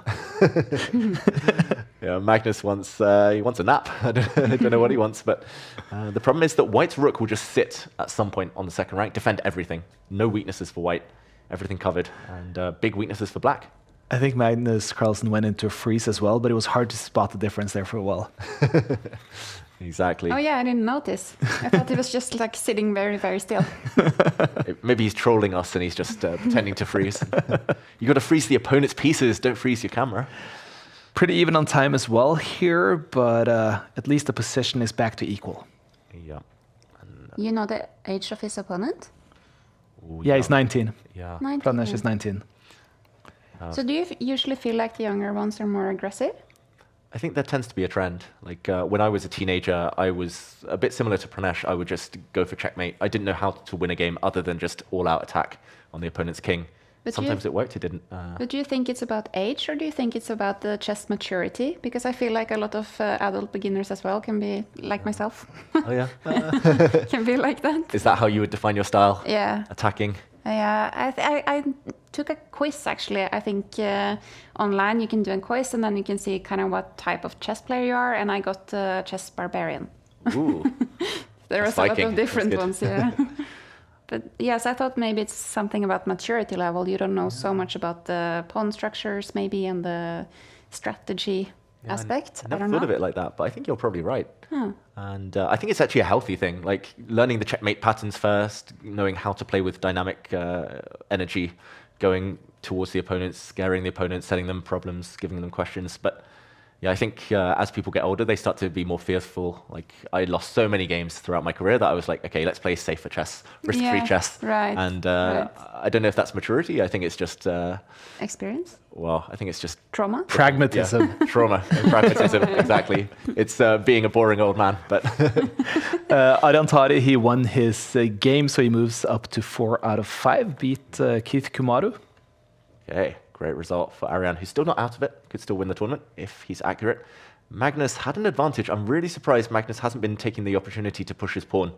That's his one ace card for a bit later, but maybe he's a bit scared of Pranesh's attack. Look, Pranesh, he's not going to look at the other side of the board for too long. Sooner or later, he's going to go for the black king. He's going to threaten some sneaky checkmates. Did you also see the comment from the chat? Yeah, it looks like he's been changing diapers all night. Yeah. Well, right now he's in a freeze, but he wasn't showing much. He was looking sleepy prior to that as well. Yeah, it must be tiring to be a new dad, right? Well, from my experience, I was pretty lucky in mine that they were sleeping pretty well and working out well. But it all differs.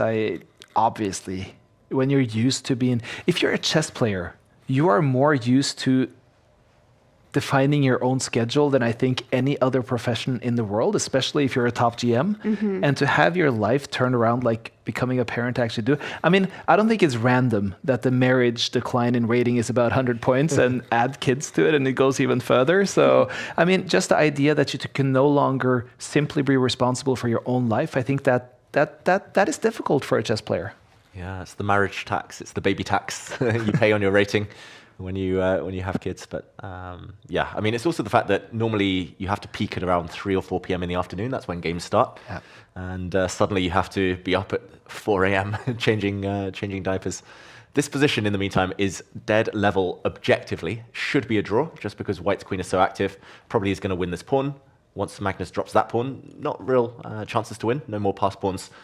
But White can't win. An even queen endgame against Magnus doesn't sound fun, though. Exactly. That's the problem. He's playing the greatest endgame, the greatest queen endgame player of all time, Pranesh. So Black shouldn't win. I don't think White can ever win, just because the king is so open. Lacking defenders, there's always going to be checks. So perpetual check is the most logical finish. But can Magnus apply pressure? That is the question before this pawn drops off. I guess we have seen Magnus win some dead drawn positions before. Yes, 1 or 2. He knows the mindset needed. The Grandmaster, the grind set that Magnus is so accustomed to. He's giving all the checks, but now the White King's pretty safe. And he's got to be careful, Magnus. He's trying to give up this pawn to get this pawn in order for the pawn in front of the Black King to become passed. But Pranesh is doing a good job of keeping this one on the board. And Magnus makes his move. He loves to centralize his queen, and now he's going walkabout with his own king. He's trying to win this pawn by force. But now Pranesh is better. Magnus is taking some big risks here. It's a pawn down. This is a really fun endgame. Don't try this at home, ladies and gentlemen, walking around with your king into the open, no man's land. Pranesh's king is super safe now, and Magnus can never take this one because the pawn next to his queen drops. Oh, this is a 50-50. I think this is decided on the clock. Magnus shaking his head. He didn't like that move by himself, but Pranesh not finding the right one. Yeah, the White Queen could have actually moved back more centrally. It didn't. This is still Magnus, though, fighting for a draw. And, oh, Pranesh needs to realize that he can actually take this pawn and that he can do it again now and give a check. Pranesh has found the winning idea. The Black King is so bad now. He could have been taking this one, though. He's going to try and take it next move. That's too late. Magnus is suffering. It's queen and pawn versus queen. Magnus cannot win by normal means. He has to win on time. Pranesh is the one with the pawn. Magnus is giving all the checks, but the White King is walking forward. If this was 1 hour versus 1 hour, I think Pranesh would win. Do you think he's going to win now? It's hard, though. When you're the one being checked, it takes you a little bit more time. Magnus needs to keep checking. Oh, but the block. Magnus has blundered a queen trade. Magnus has allowed the queens off the board. That's a cross-check, and he resigns. Pranesh about to make a second queen. You said don't try this at home. Magnus tried it, but he's not at home. Yeah, that was his downfall. He tried to be a bit too ambitious there. Took big risks in his winning attempts, and it backfired. Pranesh, though, great result. Only one game left right now. That is Dowden against Mohammed Hussein. That's finishing up, so we're going to go on. It's not going to be an 11 out of 11 for Magnus now, but he's still in the running here. Yeah, the winning score on average has been around 9.5 to 10 points throughout the 11 rounds. And wow, that's a lot of White wins. If we look on the scoreboard, yeah, White wins. Only Solveig doing the exception there. Exactly. And wow, what a clash we have in round 6. Niemann against Hikaru. I think Serrana, MVL, and Solveig against the man we just saw, Pranesh, is pretty exciting as well. Mm-hmm. But this one is going to be fun. Yeah. I don't want to say grudge match, but there's a lot of honor. But you still said it. I still said it. The battle of the US, the Civil War. Against I'm not going to say who's north and who's south, but okay, let's go. Sorry. And it's a Sicilian. It's the Sicilian, and not the open Sicilian yet. But you must be happy to see that, Solveig. Yeah, especially with these two. Mm-hmm. It's the battle of the HNs. They have the same initials. I never thought about that. Yeah, I don't know why that's relevant, but it's an interesting fact. Yeah. If your initials are HN and you're watching this show, maybe you should take up chess professionally. And okay, good start to the opening for Hans Niemann, who gets a big center. He's going to take back with the pawn, surely, here. A bit of a pause from him. And Hikaru strikes back. It's quite silent from Niemann's side here, but perhaps at one point we should listen and hear a little bit about what Hikaru has to say here. Okay. Let's do it. I can go to F6, but I'll go to E7. Hey, you. Just so you know, we're a little bit out of sync on the picture when it comes to Gonna go knight F5. Okay, I can obviously take. I mean, very drawish, unfortunately. Is this drawish? Wait, I also have G5. Wait, knight d4, knight d4, bishop h6 takes. I mean, I can do it. I don't want to. If I go king h7, knight e2. Think about this. I love how he's saying, I really can't, I don't want to. What is that? How is it that intuition kind of like brings you somewhere, but it kind of like, no. Yeah, I guess top chess players, they start by calculating the forcing moves. He can actually win a pawn here temporarily. He goes for it in the end. That was his instinct. But then he was saying, take. At some point, this pawn will be taken as well, and it's just too drawish. Too many pieces off the board. And that's where his instinct was like, there's probably something better. But ultimately, he didn't find it, and he's using a lot of time here. Yeah, he didn't like the tension either. The white pawn will now take, so the white queen protects her knight, and better for white. The white queen's very aggressively placed. White's rooks can slide. That's a big weakness in the center. I think he's playing for a draw, Hikaru. He knows that he's maybe slightly on the back foot, but level material, not that much pieces left on the board. Should be safe enough, despite the eval bar saying that white's better.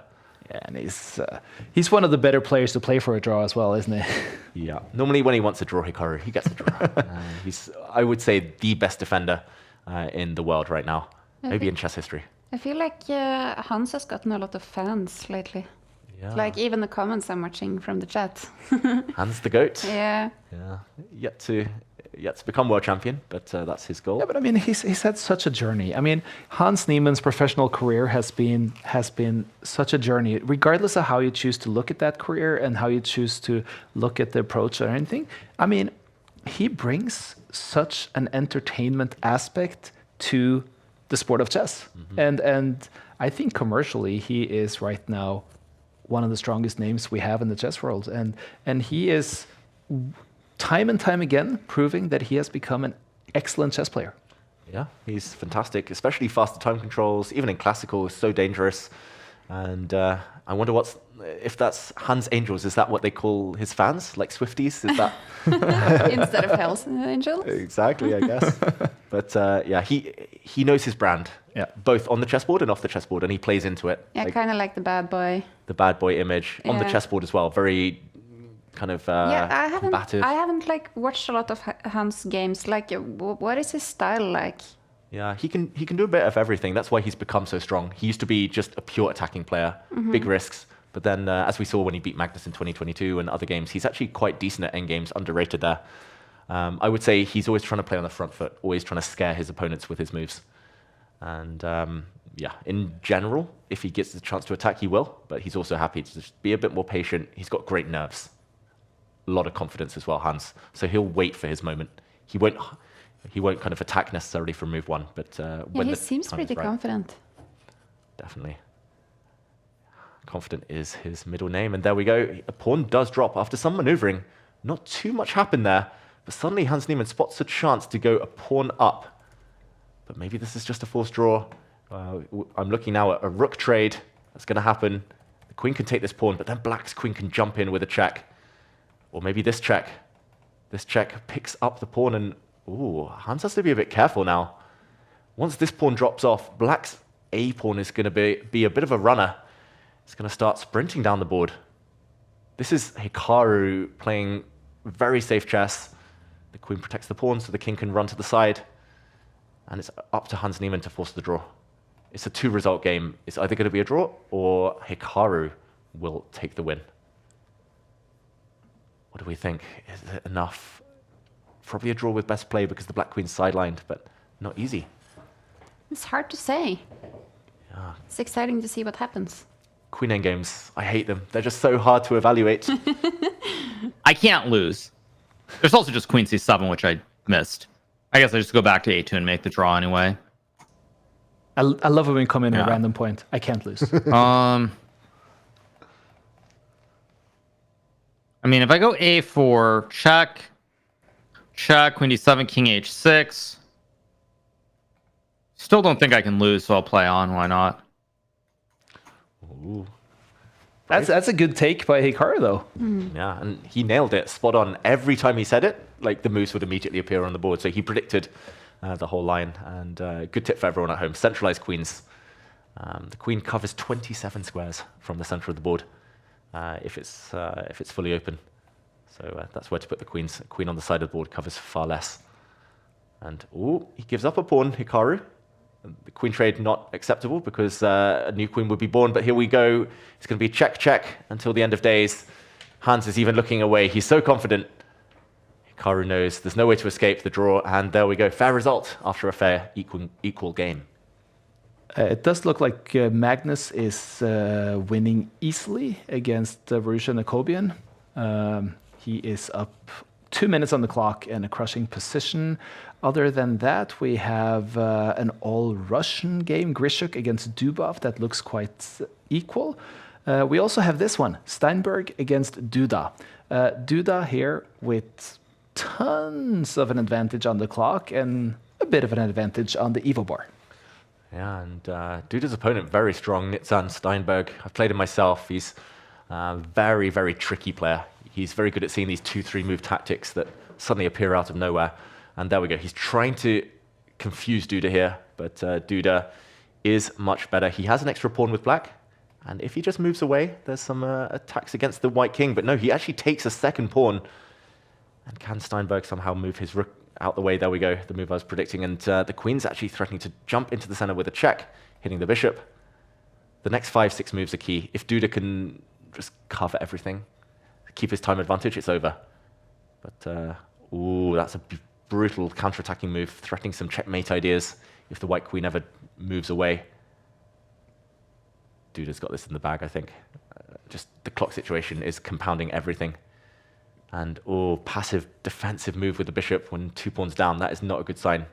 If you have to start retreating when you're down on material and on the clock, normally that tends to spell the end of your momentum, the beginning of your opponent's. Duda, it's been strange not seeing him at the World Cup, not seeing him participate in the big tournaments lately. It feels like he's kind of taking a break from his dream of becoming world champion. Well, he's performing well right now here. He looks to be in good shape in this game, both on the board and on the clock. Yeah, that's why Poland do so well all the time. Duda just leading the charge. But it's been a bad day for another strong speed specialist, Andrew Tang, the Penguin, losing 3 games in a row. Oh, wow. I'm actually also looking at the Pranesh M game here because he's playing against Lazovic. And that's a really interesting finish because Pranesh has over a minute on the clock, Lazovic only 24 seconds, tons of pieces on the board still, and it's an equal position. So that one is going to be a scramble. Pranesh, could he beat Magnus and then beat Lazovic and beat everyone? That would be a strong, strong couple of games. Yeah. M for mighty. Yeah, exactly. Mighty Pranesh. But in the meantime, this game's still totally winning for Duda. He needs to just be a little bit accurate, not to allow any counterplay. He's found the winning idea, though. He gives up a bishop and wins the game. Resignation, because there's a checkmate next move, and his opponent looks devastated, Steinberg. Oh, yeah, he does not look happy. Denis Lazovic now with only 15 seconds on the clock in his game against Pranesh M. We're moving over to Rakhmanov and Kaimed, where Rakhmanov is massively better on the board and has 18 more seconds. He should be winning this one. He's 1 pawn to the good, Rakhmanov. And as long as he doesn't blunder anything, just keep his rook safe. Maybe move it up or move it across. There we go. Oh, maybe choosing a bad square, walking into this pin. Now his pawn might drop. I think he's got half an eye on the clock, though. He's just trying to make it simple. Trade, trade, trade. And win the endgame. 6 seconds in it. Vincent Keimer about to lose. Black's pawn's isolated as well. But fighting hard. This endgame. Oh, the white pawn's running now. He can just push. As soon as the checks dry up, that pawn is going to decide the game. Here we go. A new queen is about to be born. Check. A new queen. 2 seconds for Vincent Keimer. He needs a miracle. He gets skewered. Oh, that's a mouse slip. He dropped his queen on the wrong square. Rachmanov drops his rook, but wins on time. Oh, wow. Well, it was actually the exact same. I was talking about Lasovic against Pranesh. Exact same thing happened towards the end there, where Pranesh had a huge mistake, but still won because Lasovic didn't have enough time on the clock. So this is pressure at the end here. Wow, big pressure. The top player's feeling it, and only Look at 3 this. players now. Sarana, Korobov, and Pranesh. Yeah. That's quite the trio ahead. That's quite the trio. And Korobov has had a tough year, I think, in chess in general, but especially over the board. So nice to see him at the top. Nepo and Niemann, that's fun. Oh, let's go.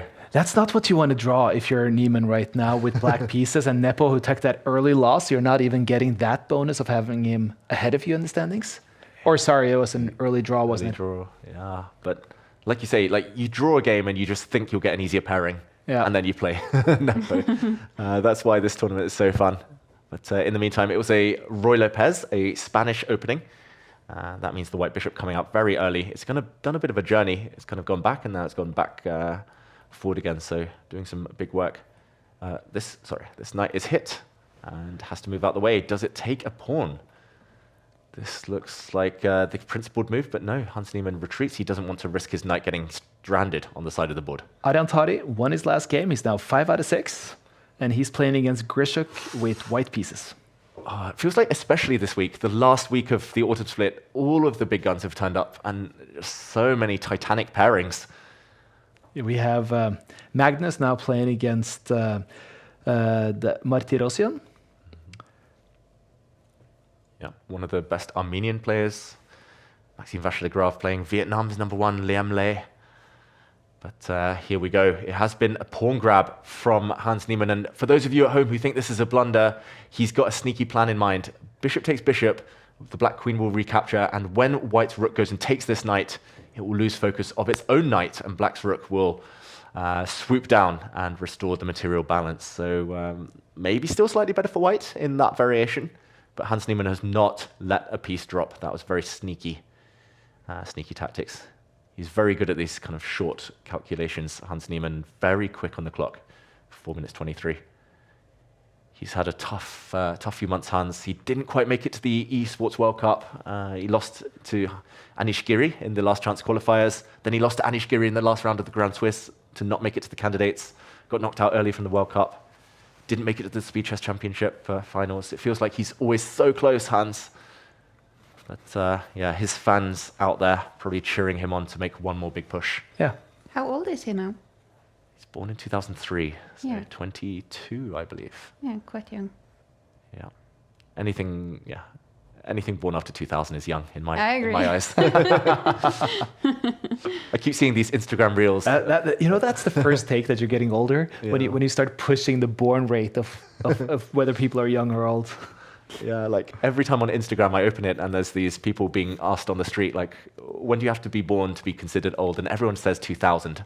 And that just feels so unfair. That's not okay at all. And in the meantime, still level material. There were not tactics in the end with those knights, but Nepo blocking it up. I think that's good for him. Like pawns on light squares, bishop on dark squares, that's a strategy I was taught by one of my first coaches to make the bishop good. Like black's bishop is bad because it's on the same color complex as its own pawns. And there we go. Hans Niemann strikes out, lacking space. He's trying to fight for it. En passant would be met by a queen capture. And I think that's a good turn for Hans Niemann, who did defeat Nepo in the Title Tuesday that he won a few weeks ago. So a bit of a, I'll say it again, grudge match. Queen's improving. Do we have any predictions? Who do we think is going to take this one? Looking balanced so far.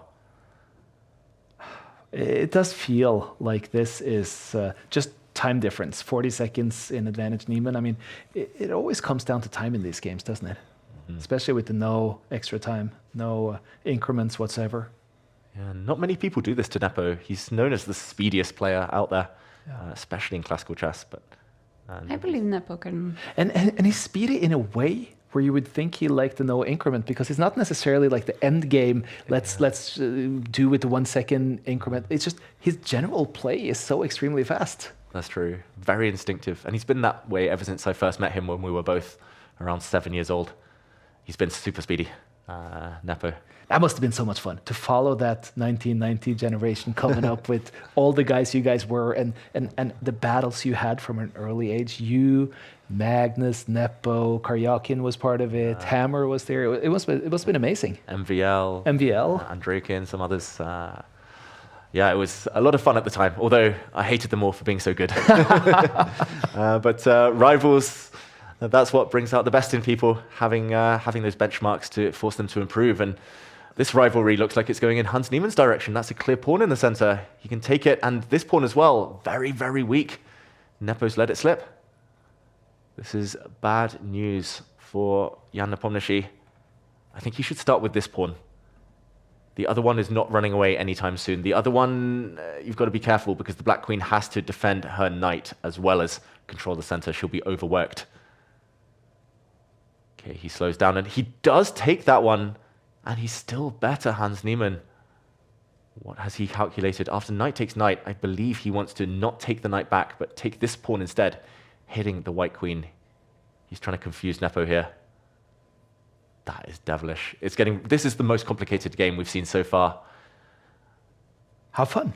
Yeah, how fun. It also means that I have to be quiet while I try and figure out what's going on. It's a blunder from Nepo. He thought it was complicated as well. He thought it was complicated as well. Blunder back from Hans Niemann. There was actually a very cool tactic. Black's pawn could have pushed forward, unleashing the black bishop, but he missed it. And this position is going to be looking balanced after bishop takes bishop here. But that's actually my favorite take from a commentator, David. When you're talking about how complicated this is, I mean, we get the feeling, we start watching the Evo bar, we don't see the actual positions. You're talking about the complications. We see a blunder, boom. We see a blunder again right away. I love that kind of commentary because it gives an insight that lower rated players, we really need the help of you providing it to see what's coming up. Yeah, I think no matter the rating, everyone needs to dive a bit deeper to understand. It's like Solveig said earlier, like computer evaluations, they only tell half the story. We get blinded by them, don't we? Exactly. It will be so easy to say here, Black's much better because he has an active queen and rook, but actually it's probably because tactically this bishop has no safe way home. There's already a direct attempt to checkmate the white king. You have to calculate 3 or 4 lines to prove that for Black. If the white bishop gets to safety, if the white king doesn't get mated, then white could be better. So it's very much a temporary state of affairs right now. The clock situation as well, I think maybe adding to the pain for Nepo. But yeah, it's the type of position that could turn in just one blunder, just like we saw earlier. Yeah, and it's one of those where blunders, the word blunder becomes a matter of definition as well, because it's so complicated right now that it's really hard to play correctly. Exactly, and he has played correctly, Hans Niemann. He did take the white bishop. I thought this might lead to a bunch of really annoying checks, but the black king is going to slide and sneak away. It's going to hide and run in the corner. There's no way to stop its path. So black will have an extra rook for knight advantage with a pawn in the center as well. Extra material means a win here for Hans Niemann. If white's queen could check on this line to stop the black king running, it would have been a game, but now the king has a safe hiding spot. Maybe even defending his pawn. There we go. Keeping this pawn intact as well. And that will force resignation, I'm going to say, from Nepo. He just has no time. 40 seconds. He's going to lose to Hans Niemann again. He struggled against him in Title Tuesday, all split. Wow, this is big for Hans, who's going to be half a point off the leaders, most likely. This is shaping up to be such an exciting finish right now. I'm watching some of the other games as well. I see Magnus has just gotten an advantage against Martirosyan. I see that Nakamura has just drawn against Korobov. He stays up top then. He was one of the top scorers so far. So with Serrano playing against Pranesh, we could essentially have no full scores after this round if they draw as well. Then again, what was the statistic? 92% of the games in Title Tuesdays are now decided with this format. Yeah, will it be one of those few, one of the 8%? And we're likely to have just one player standing on 100% after this game. Here we're going to see a checkmate round the back, supported by the queen. The knight hops in the way, but that queen trade is going to seal the fate. And he actually resigns Nepo. He blundered his queen on the last move. He didn't even wait for Hans to take it. Ay, ay, ay. That's a good win by Hans Niemann, and did go to prove, even though it was equal at one time, the person with the most time on the clock is the one who's most comfortable about the position. That's right. The clock is king, and here we go. Magnus is a piece up as we join this battle. Black has some counterplay due to the very strong pawn in the corner here, tying down a rook, but it does feel like the black king is the main concern. If Magnus can ever set up a mate, covered for now by the black rook, but if he can ever do that, it's game over. Or maybe something on the diagonal. He looks a bit uncomfortable. He takes a pawn. That rook was untouchable since the white queen would have swooped in. Now he's just trying to keep things safe. Block. And he's going to trade off those pieces. Magnus, how often does he centralize the queen, centralize the knight, and just win? It's just a simple recipe that he makes look like beginner stuff, but okay, still needs to put on the finishing touches. The knight untouchable due to a back rank checkmate there. And if the knight isn't taken, then the knight is going to leap forward and support the Arabian checkmate. Maturosian allows his clock to run down, and there we go. Magnus moving on up. We're used to this. Magnus shaking his head and taking the win. He's the ultimate perfectionist. Right? Never happy. Never happy. Let's look at some games. I was going to say Aydantari is in trouble against Grishuk, but it's such a time scramble there right now that nothing is decided. Oh, here you see it's a lone king, but just it's played so bad. I don't know if I can survive the opening with white. I would be doing much better, but just playing stuff that I absolutely have no recollection, and I get a shitty position. So it was unfortunate, especially. Yeah, that's one of those comments that is not necessarily censored before they go on air, but it's Aryan speaking. I mean, pretty true values here in what he's saying. He's not happy at all. Yeah, and I think chess players, yeah, as we saw with Magnus shaking his head, we are our own worst critic. Like, we're so harsh on ourselves. Aryan was right; it was a tough position a bit earlier on, but ultimately not quite quick enough either. As we get round 8. Pranesh in the sole lead, the only one with a full score. He beat Sarana in their game, and that means that, hey, it's not only Magnus Carlsen he's beating everyone else as well. Wow, and the race is on. If Pranesh can keep winning, it's going to be hard to catch him, but yeah, let's jump into that game. Hans Niemann choosing his favorite opening, the Italian. When Hans wants to take it seriously and wants to win, he plays this against anyone, and he's confident. He knows the patterns so well. He's also played the version where white expands fully on this flank, so gaining all the space. But Pranesh, I said it earlier, he's going to go for the white king now. He's going to bring his queen forward. He's going to land his knight nearby, and he's going to try and seek some kind of sudden attack against His Majesty here in the corner. I think this one's going to be decisive, not just because it's 92% chance, but also because of the styles of player. Yeah. They both really love a fight. We're at 7 games right now. We have Hans in the top. We have Magnus who's chasing from behind. If Magnus wins his next one, we're coming closer and closer to a potential Niemann-Carlsen game. Oh, it's been a while. We've seen 1 or 2 this split in Title Tuesday. Magnus has had the upper hand, but will we see it again? The trilogy. I don't think we're talking about a trilogy here. I think we're talking about one of the, you know those fantasy authors that write 20 and you know they're never going to get finished with whatever project they started? That's True. it. Yeah, George R. Martin. Yeah, exactly. The unfinished. When will the finale happen? Probably in 20 years' time when they face off for the world title. Exactly. Okay. When Magnus decided he wanted to come back. Exactly. And looking very balanced, I would say, at least a superficial glance, although the eval bar preferring white, probably again, because more space. I've been so impressed with Pranesh here in every game that I watched, how he manages to stay those few seconds ahead on the clock and taking pragmatic, good early decisions. Yeah, and that's so key. The young players, often they're overawed when they play like Magnus, Hikaru. I think normally they're quite quick, but then they slow down because they're like, oh wow, these players are amazing, they're my heroes. That automatically slows you down. Anytime I play someone I've worshipped from a young age, I just can't think straight. But that's where Pranesh has been doing so well. When does nerves hit? I mean, he didn't show nerves against Magnus, and now he's 7 out of 7. And yes, Pranesh is an excellent player, but he's not known for fighting in the very top. That's true. I think they'll hit probably now. If not now, then after round 8, there's a bit more of a break. Yeah. There's a 6-minute break. Maybe Pranesh will be sitting there being like, oh my God, can I do this? Can I actually get the ball over the line? Can I win Title Tuesday ahead of all of the best players? Solveig, do you ever get nervous when you play? All the time. I used to be much worse. I remember like when I just started, I was even nervous just to play a random online game, you know? When I started, I just played bots. And the first time I went to a chess club, I was so nervous because it's like am I going to blunder an officer in the opening? Are people going to think I'm stupid? So it's been like quite a journey to actually gain that confidence. What was the reception when you went to a chess club? It was amazing. So, well, there was not a lot of women there. It was kind of a sausage party, but they were very nice, and I think they were also excited to see a new face and a woman. It's probably fun as well to not only have old men all the time in the chess clubs, I guess. But did you also find that there were a lot of other players who were beginning out, and that it was possible to beat, even though you're quite at that point less experienced? Yeah, I won my second game. Nice. I did. I won it with a bit of a cute tactic and a royal fork.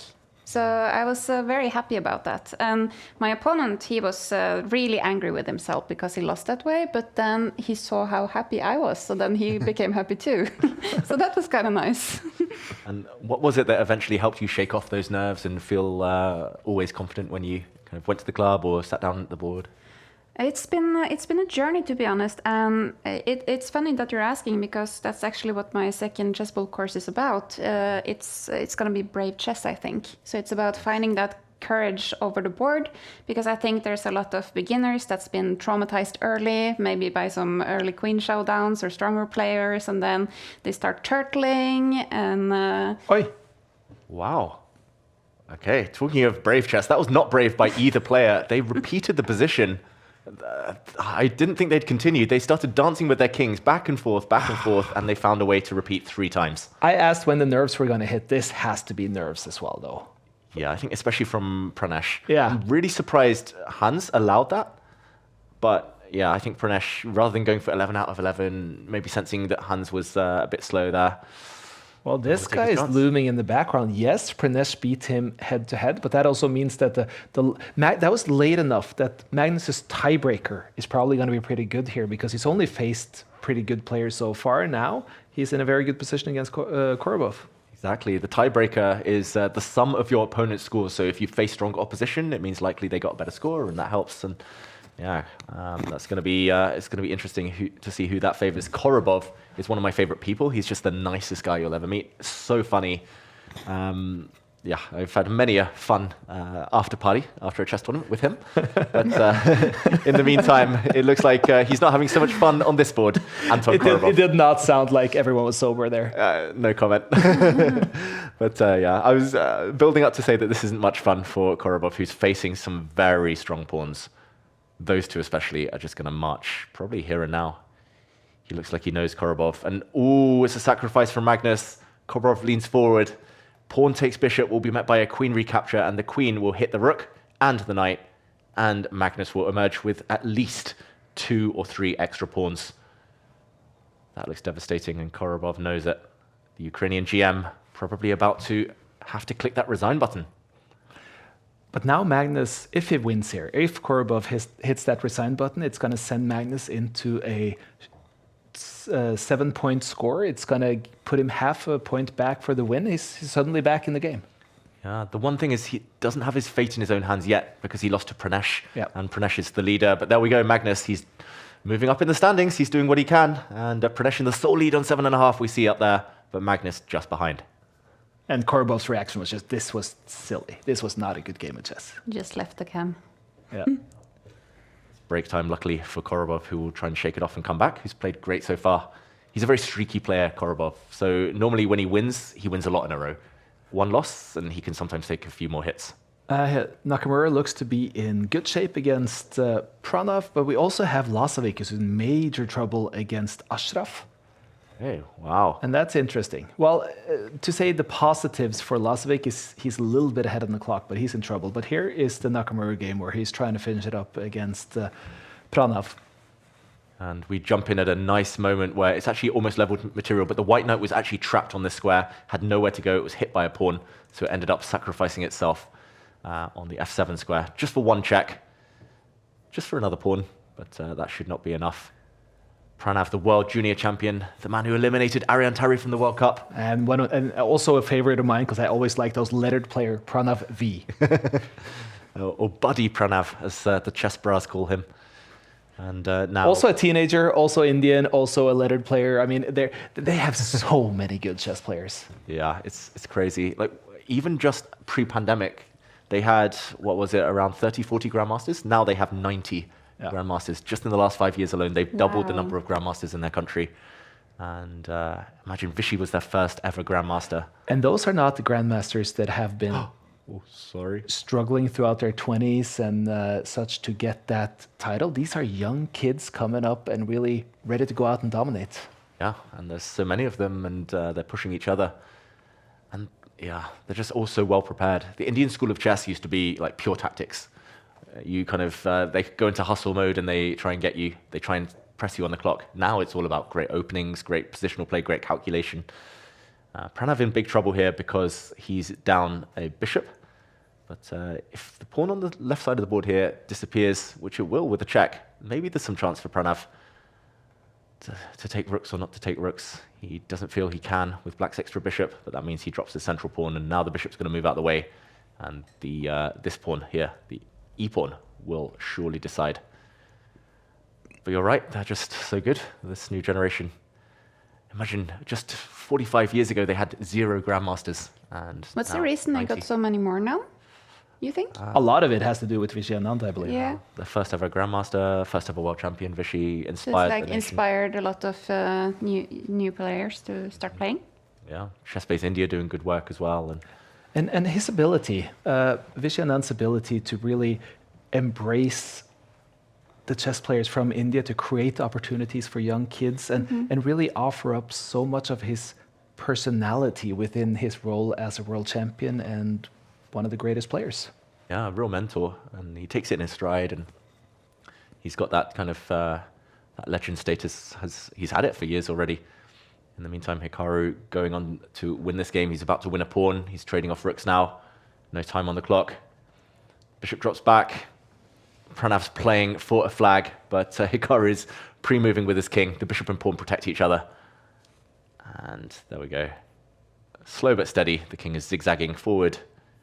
New queen about to be born. There we go. Checkmate in a couple of moves now, and Hikaru takes the win. Never really in doubt ever since we joined. Pranav tried, but couldn't quite catch up. Make it back. That means Hikaru takes this win. He is moving up to 7 points, the same point total as Magnus, as Niemann, as Serrana, as Lasovic. But there's one guy on top here, Pranesh. He is having quite the tournament. Listen, the players are going on break now. And one of the highlights today, the action replay that we really want to look through, is the reason why Pranesh is up there at 7.5 points. Take a look at how he got there with this action replay. This and is it was still against Magnus, though, fighting for a draw, and Pranesh needs to realize that he can actually take this pawn, and that he can do it again now and give a check. Pranesh has found the winning idea. The black king is so bad now. He could have been taking this one, though. He's going to try and take it next move. That's too late. Magnus is suffering. It's queen and pawn versus queen. Magnus cannot win by normal means. He has to win on time. Pranesh is the one with the pawn. Magnus is giving all the checks, but the white king is walking forward. If this was 1 hour versus 1 hour, I think Pranesh would win. Do you think he's going to win now? It's hard, though. When you're the one being checked, it takes you a little bit more time. Magnus needs to keep checking. Oh, but the block. Magnus has blundered a queen trade. Magnus has allowed the queens off the board. That's a cross check, and he resigns. Pranesh about to make a second queen. You said don't try this at home. Magnus tried it, but he's not at home. Well, we got to see the replay here, and it was disgust in the face of Magnus Carlsen there. You can't really say the word over-ambition about Magnus Carlsen either, because this ambition is what leads to so many queen endgame wins. Exactly. Like probably 80% of the time Magnus pushes that hard, he takes the win. Yeah. Maybe 10% it'll still be a draw, and another 10% he'll lose. But it just happened to be that Pranesh even took all of the chances he was given. And yeah, Magnus, he'll look back and think, oh, maybe if I took a draw, I'd be the one out on 7.5 now. But he can't think like that. He's got to try and play catch up in the last 3 rounds. He's come back nicely, though. It's his ability to really stand up after a loss and come back and manage to focus on the chess. It's quite incredible. Yeah, I think it's very admirable. I think like for many people that's quite hard because it can really hurt psychologically, I think, when you lose. How are you there, David? How do you stand up after a loss? Yeah, that's something I've always struggled with actually in my career, and I wish I'd maybe spoken to, I don't know, sports psychologist or maybe even just friends or Magnus about it. Yeah, it's bounce back ability they call it, or that ability to win after suffering a tough defeat, and I've struggled. I often go on tilt. You're not alone there, though. I mean, you see so many players who take one loss and it's usually followed by one or two more because they just start steaming. Exactly, and I mentioned the likes of Korobov. He's that type of player, maybe very streaky, but it can go the wrong way. Niemann has withdrawn from a couple of Title Tuesdays in a row because he lost a couple of games, so it can happen. But Magnus, you see him lose. Everyone loses, but twice in a row, nearly never. I have a question actually, David, if you mind. Hit me. I was wondering, have you had a loss that's haunted you that was like really bad?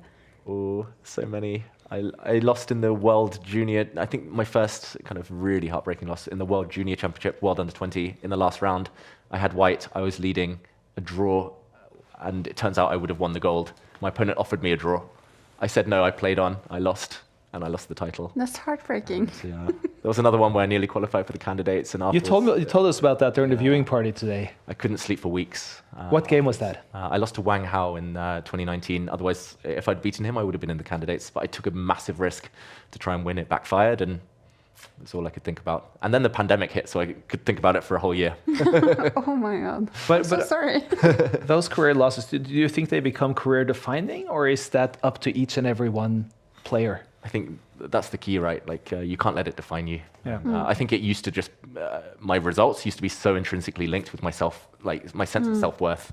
Now I realize actually, bigger picture, it's just a stepping stone. Like, the end goal is being happy or being successful, whatever your definition is. It doesn't have to be world champion all the time. So, yeah, as long as you make these small steps and you feel like you're happy in life, that's the main thing.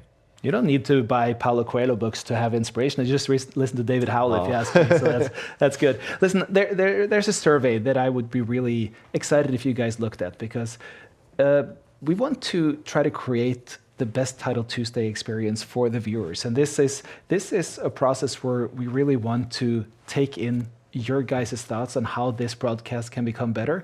We're also going to draw one of the people who filled out this survey to win a Magnus Carlsen wooden chessboard with a signature. Hope that is also not necessarily the main inspiration for doing this, though. More to create the product that you feel that you want as a chess fan. And hopefully Title Tuesday, at least in my opinion, is really taking so many steps to become what I want in a chess broadcast as well, because this is exciting, this is entertaining. Yeah, I think the perfect format. The players love it, clearly. They all play, despite the fact they've all got other stuff going on, despite the limited prizes. But Title Tuesday, this is here to stay, hopefully. Who will win Game Week 13? Oh, wow, he blunders his rook in the corner. He simply forgot his rook was attacked. 1 second, can he hold on? Nope, a couple of checks, and there we go. Denis Lazovic takes the win. And it's part of the game. This is how... Ariel loses his rook and he's getting mated. It's just not too slow. Magnus has blundered a queen trade. Magnus has allowed the queens off the board. That's a cross check, and he resigns. Pranesh about to make a second queen. And that means that Pranesh, he is ahead here with 7.5 points. Magnus Carlsen, he's one player following. We have Hikaru Nakamura, we have Hans Niemann, we have Denis Lazovic. This is going to be exciting. And what do we get? We get the matchup we were kind of hoping for. And now he's playing, isn't that the Redhead? No? The one he had to play? The Redhead. Yeah. You're right. Good spot. He's played the move that the viewers voted for. Magnus always gives the viewers what they want, and that's a nice watch as well, I've got to say, reflecting the screen. Oh, and then Magnus moved it away. But there was a small smile, a half smile from Hans Niemann when the game began. I think this pairing is going to motivate Hans. I'm not sure Magnus wants to be here. And this Reti is going to lead to a very tense battle. Wow, strap the seatbelts up, everyone. It's going to be a ride. David, I don't know much about the Reti. Can you tell me a bit about it? Yeah, so the Reti opening, it was named after Richard Reti, a Hungarian Grandmaster, and it's essentially a way to postpone tension. You give the center to your opponent. It's called a hyper-modern opening. And that's because often you fianchetto both bishops, and you kind of attack the center from the side. And I think until the kind of mid-1900s, it was frowned upon. No, everyone went e4 or d4 and occupied the center with pawns. Here you try and occupy it with pieces. And but you want to strike strike. You want to strike in the center, delayed, right? exactly. Yeah. And I think you called it because there we go. The strike does happen sooner rather than later. It's needed. And there we go. Magnus pushes back the enemy bishop. That was hitting his queen. And yeah, often the reti transposes to lots of other openings as well. Sometimes it becomes a d4 opening, but here Magnus held back with his pawn. Sometimes it becomes like a reverse Sicilian. I'm expecting Magnus to capture here. And either way, it just ensures the game is a long one. It's my favorite opening because I like my long games. And is it? Yeah. Oh. I hate theory nowadays. Nobody really knows what to do against the reti. There's no way to force anything with black, which is nice. Do you know why the evil bar says Magnus is much better? Oh, good question. If I'm thinking, normally it means that there's something forcing here. So, okay, he plays something really slow. I would have maybe thought it was a capture in the center, black's knight takes back, and then white could have hit the bishop, and then pushed another pawn to open up the bishop, and tried to trap this bishop in the process. But Magnus goes for a slower approach. I think it's one of those where it's like, if you find all the best moves and evaluate it well, probably with a 1 minute kind of sacrifice of your time, then you find it. But I don't think it was so easy for Magnus Carlsen there. And now it's probably the most blocked position I've seen in weeks. Look at the pawn chain. But I feel like just viewing Magnus in the picture here, he looks a lot sharper right now, a lot more into this game than what we've seen in the past today. Yeah, he's probably not going to struggle for motivation in this game. No, he wants to win. I think they both really want to win. And, okay, very, very blocked. When Magnus beat Hans a couple of weeks ago on his route to 11 out of 11, he went for a very different approach. He actually tried to force a draw Magnus, all pieces off the board, straight to the endgame. Here, he's totally switched up the strategy. He's trying to play the slowest game possible. Probably he'll retreat his bishop. There we go. And he's going to try and build eventually for a pawn break. It's like a reversed King's Indian pawn structure where black has more space due to the central pawn here, but it's actually white with the pawn breaks who can blow open the position when he's ready. He's going to kick the knight. He's going to move his bishop back, surely. You mentioned brave chess earlier. Do you think this is brave chess? Yeah, but I feel like, I'm not sure if I'm right, but I feel like Magnus is kind of like migrating his army towards the enemy king side, and then maybe with the pawn break, I was just wondering, is he going to attack or not? Yeah, I think he wants to. And then Hans Niemann, maybe he'll attack. The rook is staring down at the queen and king. Maybe he'll push a pawn forward and explode the position. Yeah, I think this is very fun. And this is also like, I think, an example of the evil bar, because now it kind of, okay, it says, yeah, it kind of looks equal from the evil bar, but then when we look at it, it's kind of exciting, like what's going to happen. Yeah, it's one of those positions that anything could happen. And okay, Magnus finally tries to trade off what on paper is his bad bishop, because he's got so many pawns on light squares, for his opponent's good bishop, the protector of the black king. Well, they've got the exact same like kind of body pose. Language. Same pose. Exact same pose there, both with the big watches as well. Yeah. Big rating, big watches. Oh, they both look very tense. Magnus is normally ahead on time, but not this game. Oh my god, what am I doing?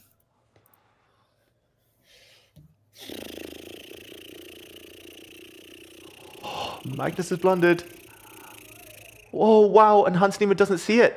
He could have played queen takes queen, and then he could have just won a pawn, Hans Niemann, and then won another pawn on the next move. Hans Niemann could have been 2 pawns up. That's why Magnus reacted so big. But he lives to breathe. Hans is still better. At least black is the one with more space, but Magnus, that was horrible. Does that shake you a bit when you nearly blunder like that? And your opponent don't see it. You get we could hear. It shook him quite a lot, it seemed. But like after. Yeah, most mere mortals, I think, would now panic. But he's quite good at that bouncing back. And he lives in the moment, Magnus. And this is becoming even more important for the total win right now, because Nakamura is looking very good against Pranesh at the moment. Ooh. Big game here. It's the king versus the prince.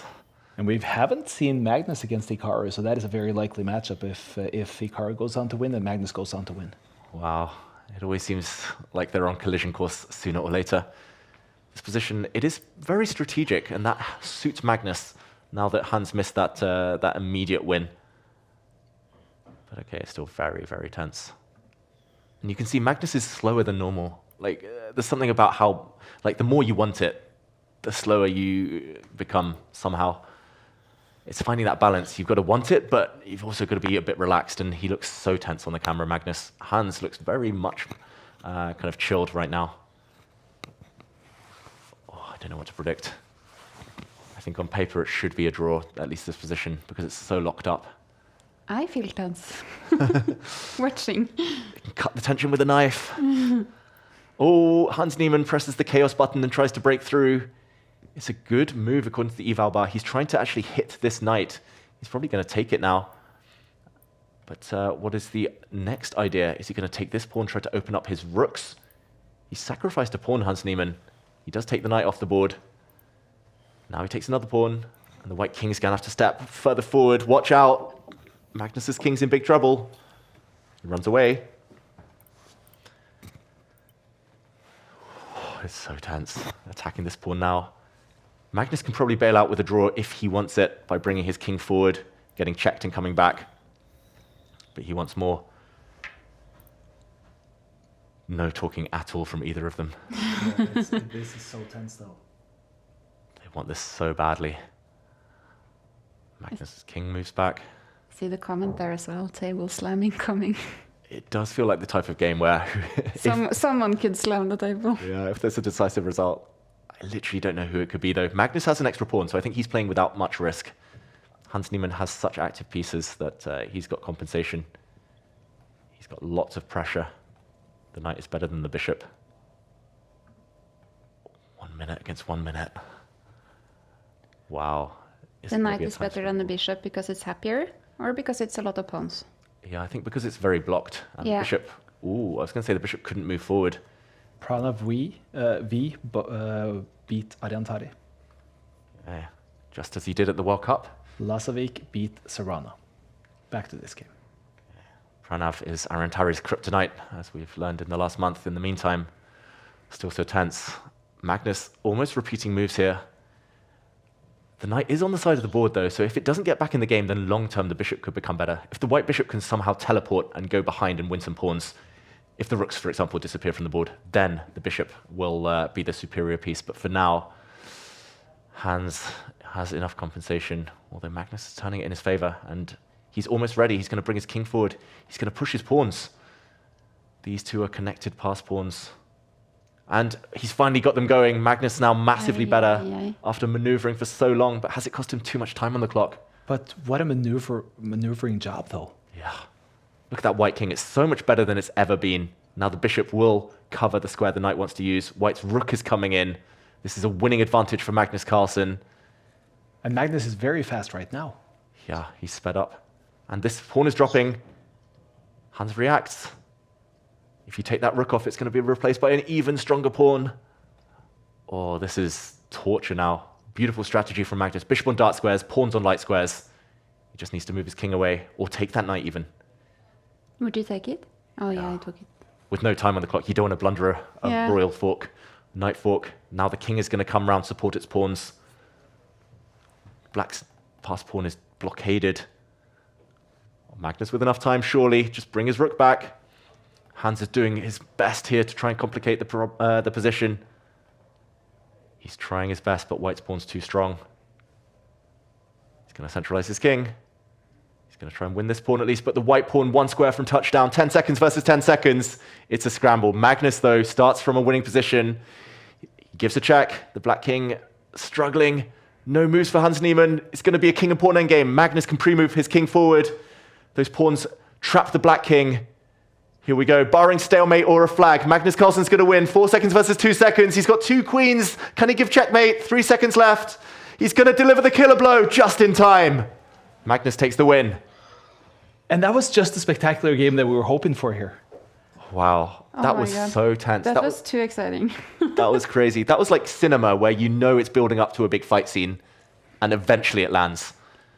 But it was interesting to see the reaction at the end here by Hans. It was not frustration. It was not annoyance. It was not any visible reaction except sadness. Yeah, pure sadness from Hikaru Nakamura as well, who blundered at the end there. Was he not better? He was totally winning, and he blundered at the end. Well, that is great news for Pranesh, though. He still has his fate in his own hand here. Yeah. He's half a point ahead. Yeah, of someone he's already played, Magnus Carlsen. And he only got 2 games left. And we're talking about when does the nerves show up. Look at this board here right now. You have Pranesh, Lazovic, Magnus. This is when the nerves should really, really show up. Wow. All Indian clash on board 1. That's a full 1 point down float for Pranesh, who's playing Arjun. And Arjun needs to win in a must-win situation, 1 point back. And yeah, Dennis Lazovic has a great score against Magnus in Tidal Tuesdays recently. So that's going to be difficult for the world number 1 on board 2. And he has the white pieces. And Dennis has the white pieces. He's so much better with the white than black, Dennis. There's a clear difference in power there. In the meantime, this opening looks like it's gone well for Arjun, who's already better. White again going for the Reti opening, this time fianchettoing the dark squared bishop. But black's pawn's very strong, very far advanced. And I'm expecting quick development now from Arjun to try and capitalize. It's very quick for black to castle. And such an open position, it looks like that will give him the advantage. It's been a tough month for Arjun. He's the highest rated player in history never to have qualified for the candidates tournament, the only 2800 who's never been there. He was so close as well in Goa just a few days ago, but ended up losing in tiebreaks to Wei Yi. Can he bounce back? Is it going to be the year of Arjun in 2026? Will it be the year of Pranesh? The week of Pranesh here at Tidal Tuesday. Or predictions on this board. Or predictions, who do we think is going to win the title this week in Tidal Tuesday? Can Magnus do it, or is Pranesh too far ahead now with his fate in his own hands? I kind of believe in Pranesh. Just the way he's been playing, right? Yeah. If he can keep his nerves, maybe. Yeah. If he can beat Hikaru with black, he can beat anyone. That being said, this position now is beautiful for black, who's got a knight on an outpost in front of what is a very bad isolated pawn. This pawn, you kind of want to pick it off the board, throw it away, because it blocks white's bishop. And now the black queen's coming in for checkmate. This has been a really bad opening for Pranesh against the man they call the madman, Arjun Erigaisi, who loves an attack. They call him the madman? They call him the madman. And he it's loves so chaos. funny. I mean, for someone who is so calm, courteous, and friendly personality-wise, to be such a rebel on the chessboard, it's usually you feel like those personalities match a little better than what it does with Arjun Erigaisi. Exactly. It's like he's got 2 personalities: the chess player and then the loveliest guy in the world. And he's so softly spoken, so polite, and just an altogether really nice guy. Exactly. I remember when I first met him in person in 2021, I played a Blitz tournament. He crushed me 2-0. And it was both one-sided games, and I never get destroyed that badly. And I said to him afterwards, I was like, that was amazing. You'll be 2,800 in 2 years. And he was like, thank you, sir. I'm so sorry for beating you. And I was like, don't apologize. You deserved it. You crushed me. So polite. Yeah, he's like the silent assassin. And it looks like he's got a great position. Or the madman. Yeah, the silent assassin slash the madman. And he gets the opportunity to attack, he will. That looks like a great move, jumping in with the queen, hitting the rook in the corner. He could also maybe trade off knights first. What is he thinking? What chaos can he create?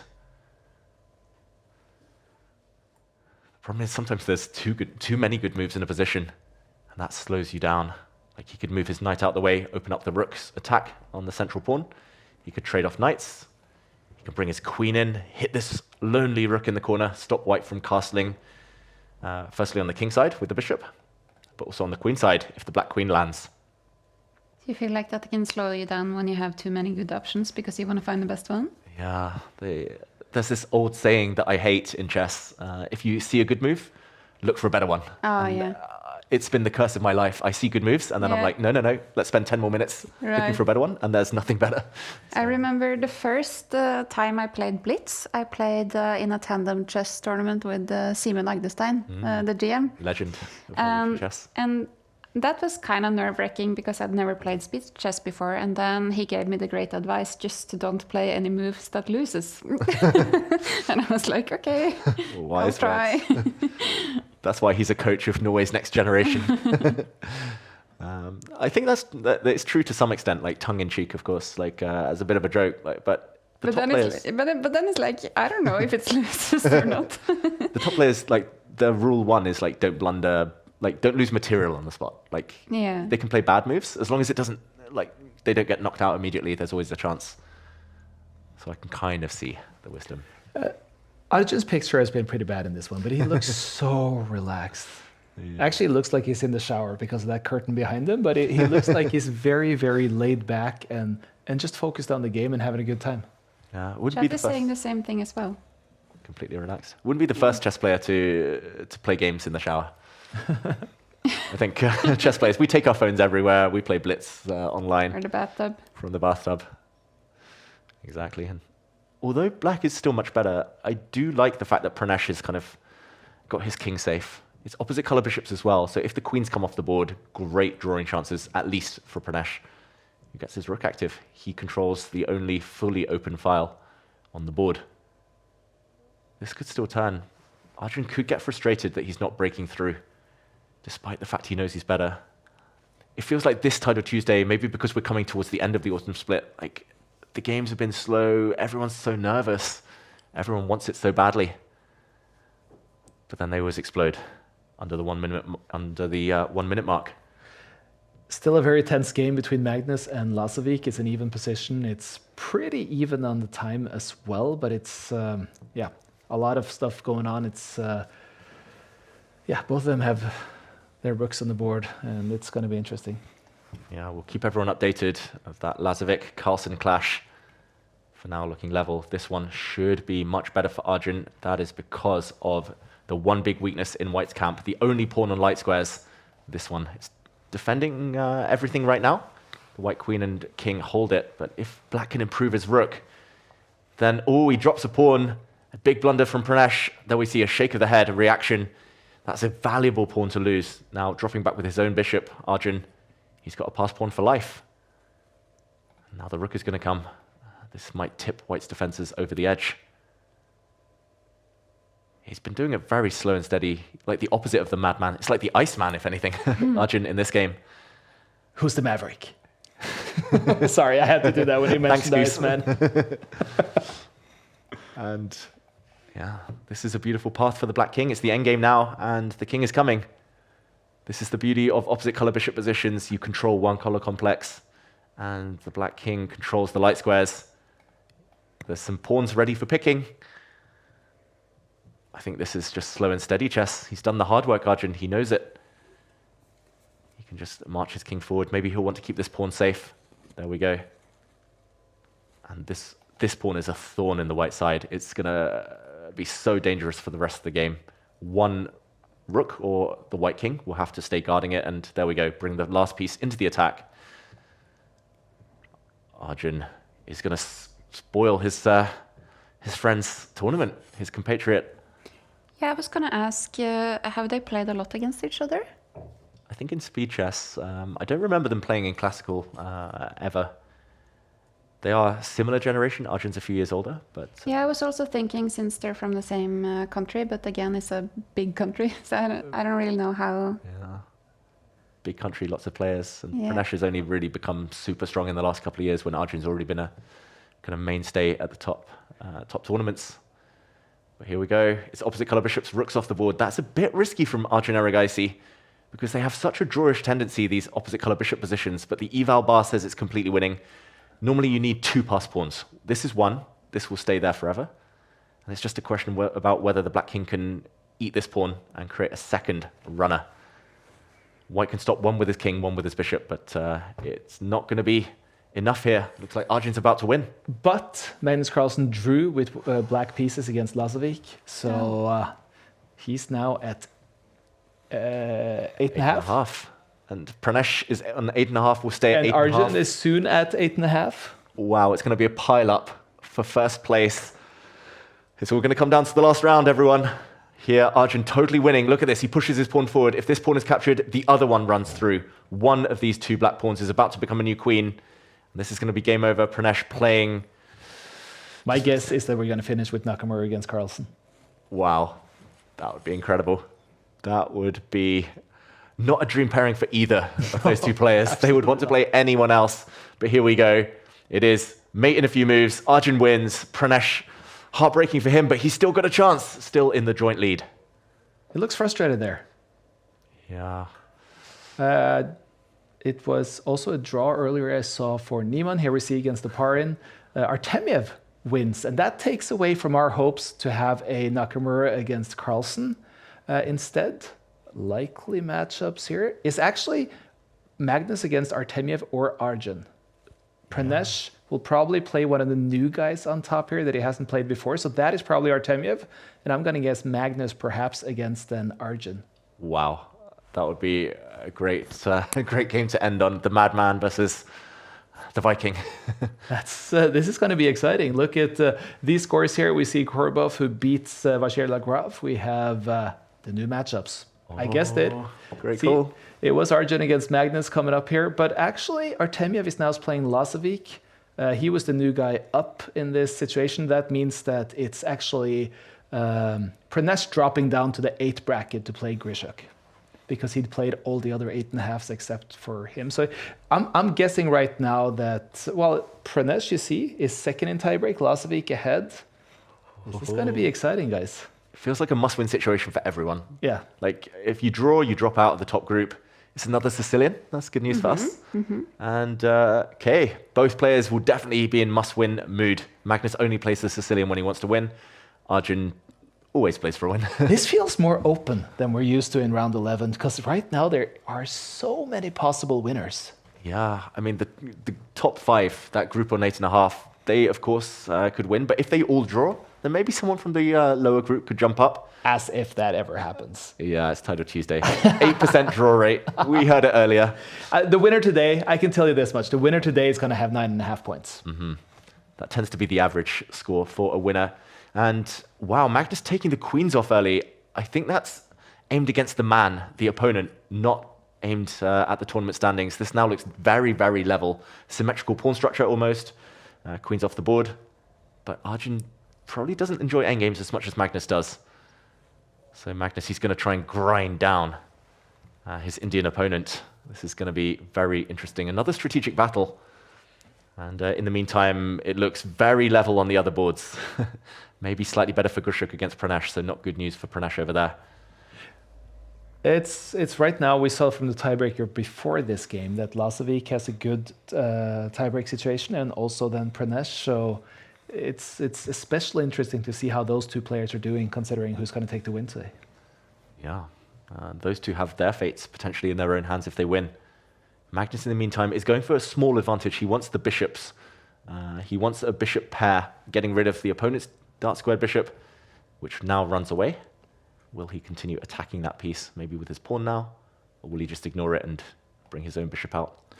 I'm always worried about Artemiev playing against Lasovic here and his time usage, because I love Vladislav Artemiev. I think I always cheer for him, but seeing no increment chess, you just worry so much about how he uses his time. Yeah, and Artemiev, he was the world #2 blitz player. I think it was 9 years ago already, when he was super young, when he was a teenager.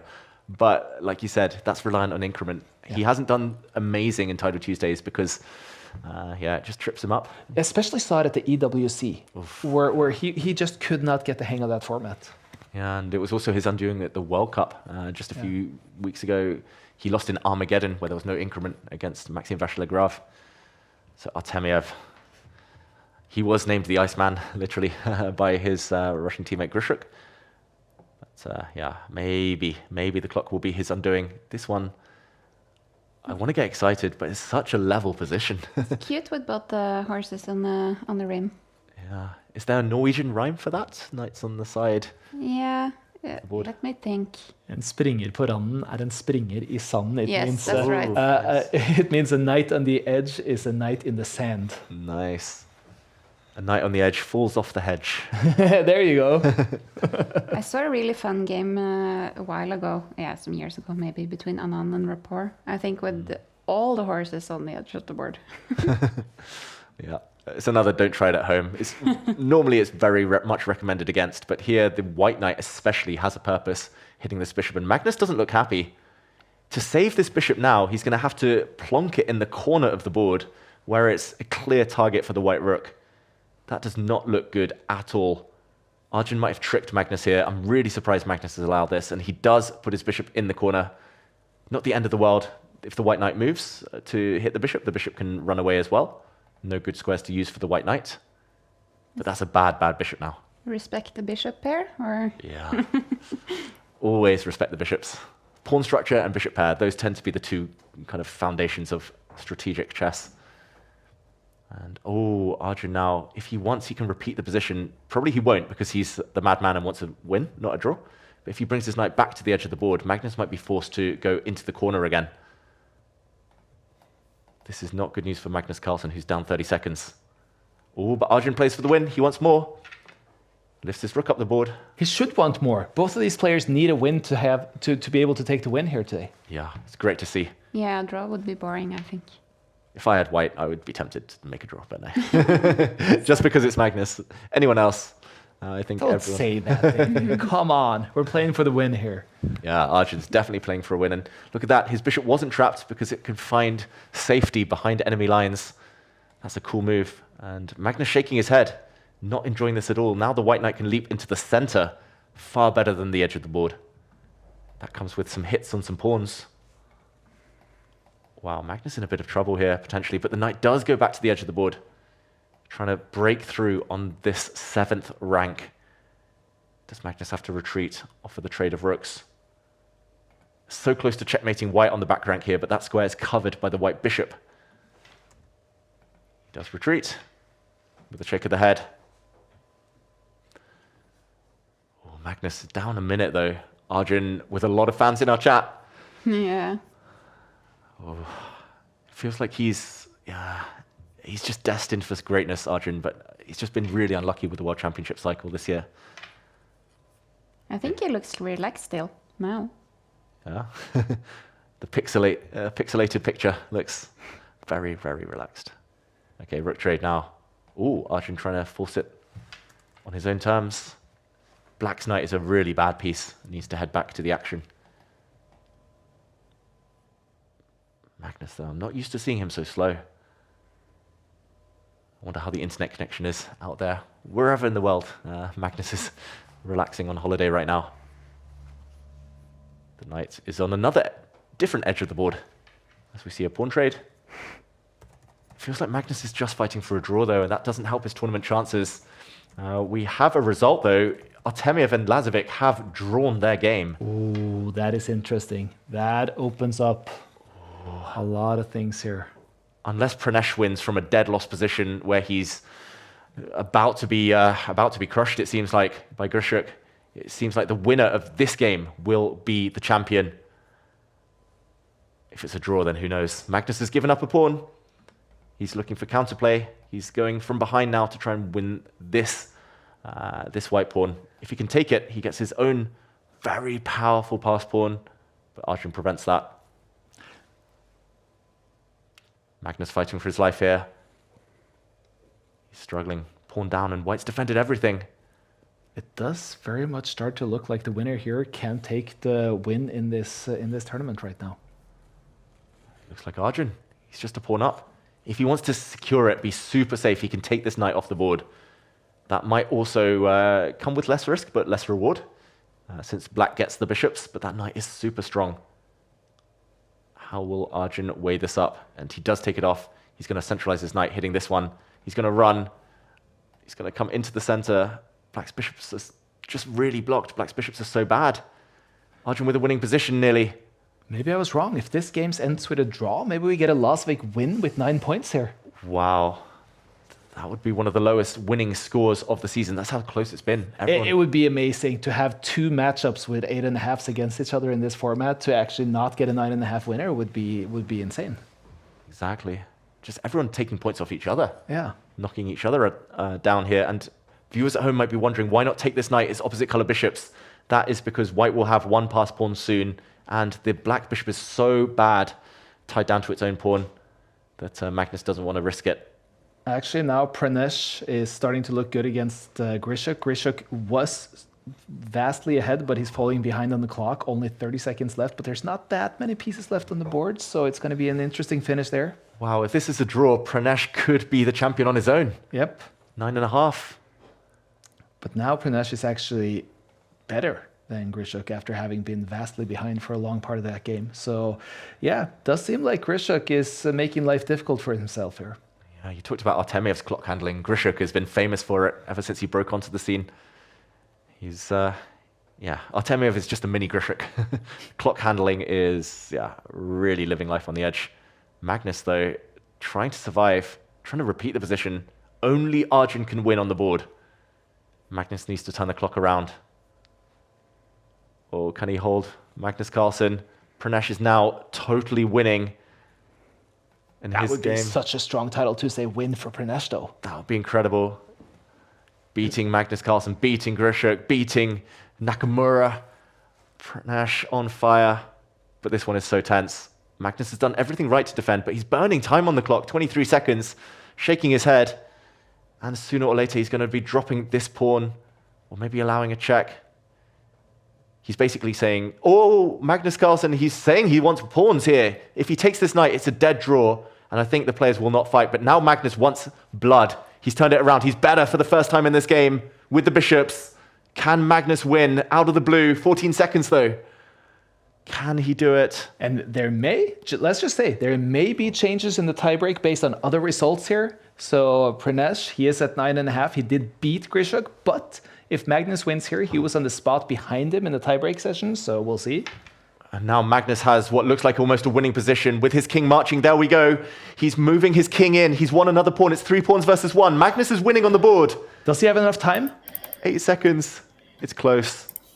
We're going to hear some heavy breathing. He's going to make a new queen, though. Oh, no, he pre-moved and he lost his pawn. The queen didn't promote. He's got to win the white bishop now. Oh, he didn't take it. He's got to get that white bishop before it's too late. He wins the bishop. Will he give checkmate? He celebrated, but will it be too early? Magnus, can he deliver, mate? 2 seconds. 1 second. He gets the win, Magnus Carlsen.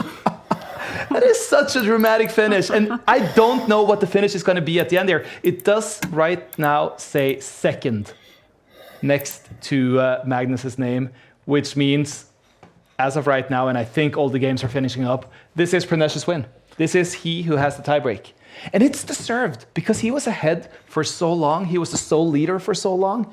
This has been an amazing, amazing tournament for him. Yeah, he beat Magnus and he beat Hikaru. If you win against those two giants, you deserve to win Title Tuesday. Absolutely.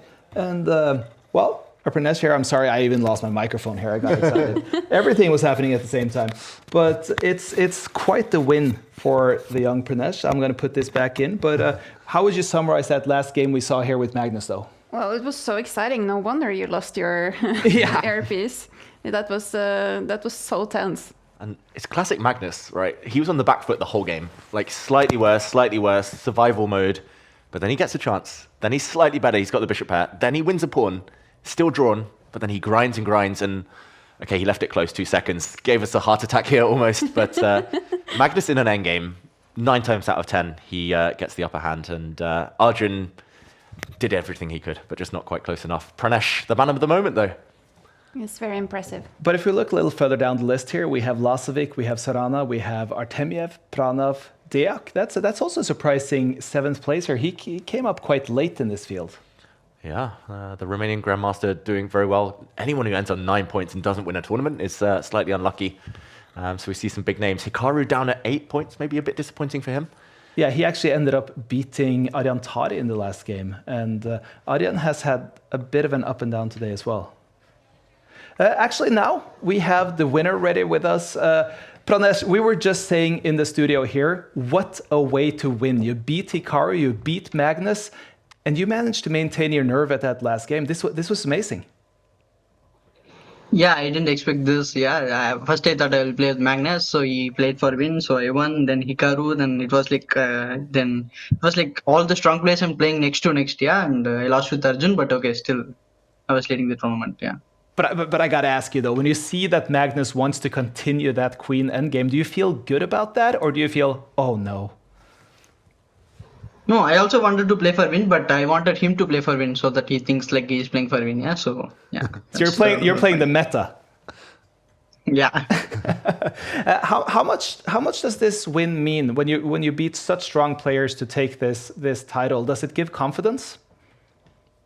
Yeah, it really gives like it's like some 10% or 20% boost of confidence. Yeah, like for 1 year, how I get like I'm getting in this way. So yeah, I just I think in Freestyle Friday also I finished ahead of Magnus and came first. So this is my next, yeah. So I'm happy. Yeah, I was actually going to ask you about that. How does this win rank compared to your last one? I don't know. I think this is like more stronger. You know, there it was somewhat compared to this, it was somewhat weaker. But this is so strong. I mean, everyone is playing, and yeah. After you win this, do you start thinking about the total standings? Do you start thinking about the EWC qualifications and the race towards that? No, I didn't really think about that, and I am just playing for fun, and I'm winning. Then I'm happy. That's it. Yeah. If it comes, yeah, it comes like that. Maybe you never felt it at all, but we were asking in the studio, when does the nerves arrive? Is that after game 7? Is it after you beat Magnus? Is it before you play Magnus? Did you feel the nerves show up at any point today? Yeah, I think while playing with Magnus, I felt it like I tried to control it like so hard, and like it's like going for a long time, and it was so crucial game. And after that, I finished the game, and then next 1 minute I'm getting another game with Hikaru, and then Hans, and I don't have time to take rest. But yeah, I managed.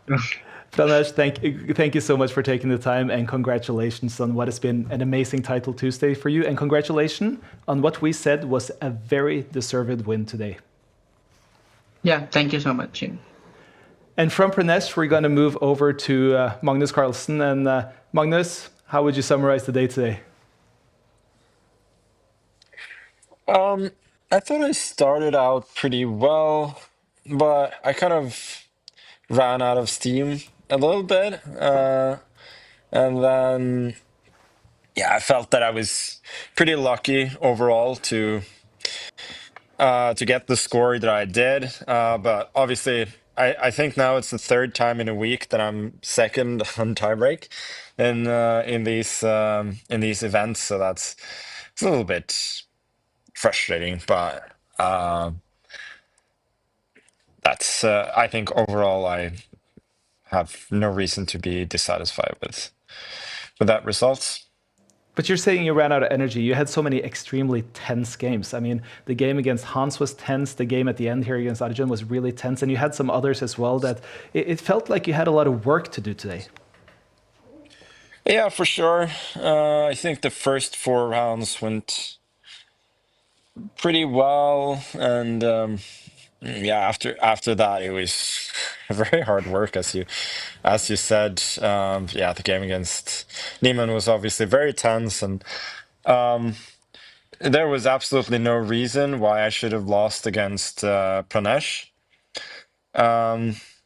So that's, you know, a little bit annoying seeing as he won the tournament, but yeah. Overall, as you said, it was hard work, and on another day I could have easily scored like 8.5, 8 points as well. So I will gladly take the score and the podium finish. It was actually kind of fun in the game against Pranesh. He's mentioning that it almost becomes a meta, because he said he really wanted to play for a win in the Queen endgame, but he couldn't initiate it. He had to have you initiated to be able to actually play for a win. How did you feel about that situation? Yeah, I know that.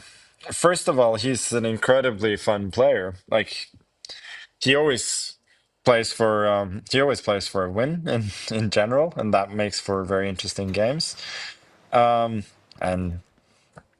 yeah, I guess he held on really well, and then I just went a little bit crazy there, trying to play for a win. So I guess that suited both of us to some extent, but obviously looking back, you know, you can afford the odd draw in this format, but after losing, you generally have to be perfect, especially since it gives a very dangerous competitor at full point.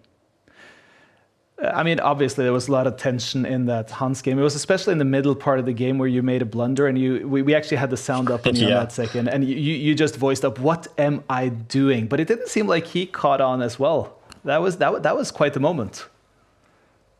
Yeah. I mean, I just lost control and blundered the whole game for a second, but yeah, I mean, even after that, it was very, very far from easy. But I'm glad I managed to pull it out. But it wasn't either of our finest effort, I would say. Well, what is the finest effort is what you've delivered in this split one here, Magnus. Congratulations on winning the first split of Title Tuesday. Thank you. And I've had some ups and downs, but at the end of the day, I don't think anybody was close, so I'll take that. And that is your summary of this split one? Yeah. That means we're looking forward to split two, Magnus. Thank you so much for taking the time. Thank you. Yeah, he summarizes it quite simply here, doesn't he? Yeah, he's always direct, straight to the point, and yeah, he looked very happy there. Like he had to work hard for it, but that's the sign of a player who feels that they've had a good workout. And I want to know, yeah, where he is in the world. It's his birthday next week. He's turning 35. I wonder how he'll be celebrating. Yeah, it's going to be interesting. I know he's heading to South Africa to play soon for what is a different format with the freestyle, but we look forward to seeing him play this split two of the Title Tuesday as well, don't we, Solveig? Of course. We always need to be excited about watching Magnus as Norwegians, right? He's the hero. Yeah. It's been such a pleasure to have you here today, Solveig. Thank you so much for joining us. We're going to be replacing you a little bit because we're bringing in Arjan, who has had his ups and downs today in this tournament, but we really appreciate your insight. And I recommend everyone to check out your course. You've written one, and now you're soon finished with your second one, right? Yes, that's right. Delivering the PGN soon. So that's going to be fun to record some brave chess. And I saw your rating. It's really, really high, so people are loving it. Yeah. Thank you so much, and thank you for having me. Thank you. Yeah. We're taking in Arjan here now. David, how would you summarize this day? I'm sorry, I'm having major problems with my earpiece today, but I'm just going to roll with it. That's cool. Not as many problems as Arian had in the streaming room, I'm sure. But we're bringing in Arian, who's had an up and down day, but some good wins. But also that game against Hikaru. If you'd won that, Arian, it would have been the perfect tournament. I actually had a good position there, but you got to wait for that analysis until we get the microphone here, Arjan. We'll bring you in. While we get him mic'd up, I just wanted to say, what did you think about what Magnus said about today? Yeah, I think it was fair. It was very on point. Like he said, Pranesh deserved it. Yeah. I think Magnus was very realistic in the fact that he had some dodgy positions that he survived. Those clutch wins with like 2 seconds left against Hans, 2 seconds left against Arjun. It was like living life on the edge. But ultimately, I think he just enjoys this format, and that shone through. It's been such a tense day today, Arjan, and you had some crazy games as well. They were up and down the whole way. Yeah, I mean, I started with 3 out of 3, and then I played Lazovic in the fourth round, who has just qualified to the Speed Chess Championship finals, so he's obviously in very good shape. But at some point, like, he had 9 seconds, and I had 14 in a Rook-end game where I thought I have like very good chances, but he suddenly like played very, very fast. He had the pawn up, so it was easier for him to make the pre-moves. It's all about like who can make the pre-moves. Yeah. And yeah, I mean, honestly, like I'm probably just slower and lost that one. Then who else did I play? I played Grishuk. That was like an opening disaster. And I feel like in the end I blundered, but if I would keep the position, like he would not be as fast as Lazovic, so I had a good chance. We both had 14 seconds at some point. You were slightly unlucky though with the draws you're talking about here, because I saw you playing Hikaru, you were playing Lazovic, you were playing. Yeah, I mean, I didn't expect to get Hikaru in the last round with 7 out of 10. It didn't used to be like that. It's changed a lot. Like I remember back in the days, like with, I think I was like 29-50, and if I had like 7.5 points, I would play it down in the last round. But it just changed a lot. Like having a 3030 rating is considered to be low, I think, like among the GMs. So. yeah, I guess I have to play more to get my rating up closer to 3,100 to play some nicer pairings. Inflated chess.com ratings, huh? Yeah, I mean, I'm barely keeping 3,000 on a good day. Like, it's I just don't know how these players get to 3,400. It's crazy. The level has just gone up. I think everyone has gotten a rating. Yeah, I mean, these days, like FIDE Masters having 3,000 seems to be a normal thing. Yeah. So it's changed a lot. I felt I had some good chances in the game against Hikaru, but he had like a very nice trick somewhere in the game. Yeah. It's been very up and down. Also in the top, it's all the way. How was your experience with playing here at the Take studio with the streaming and really going hard about that? I had a lot of fun. I enjoyed it. I felt I was playing decent chess, but yeah, I just missed some points. We could probably have had some more points, but overall I had fun, and the studio is really nice. It's very professional setup, and hope to be back. Yeah, you were actually in Magnus's home office today. Yeah, now I can understand how he plays so well, although I cannot do it. So. How was it staring at a picture of Ella while you were playing chess? I actually was too focused on the board, so I didn't see too much of Ella during the game, especially with the time format 5 minutes. It was actually my second time playing with this 5 minutes, so I was kind of stressed about getting too low on the time. But I'm actually curious about that. I mean, we see Hikaru do it all the time, Magnus do it all the time, like having the intense analysis, the talks while you're playing. Do you feel it hurts your game quite a bit, or is it actually a good way to just get your thought process out in the open?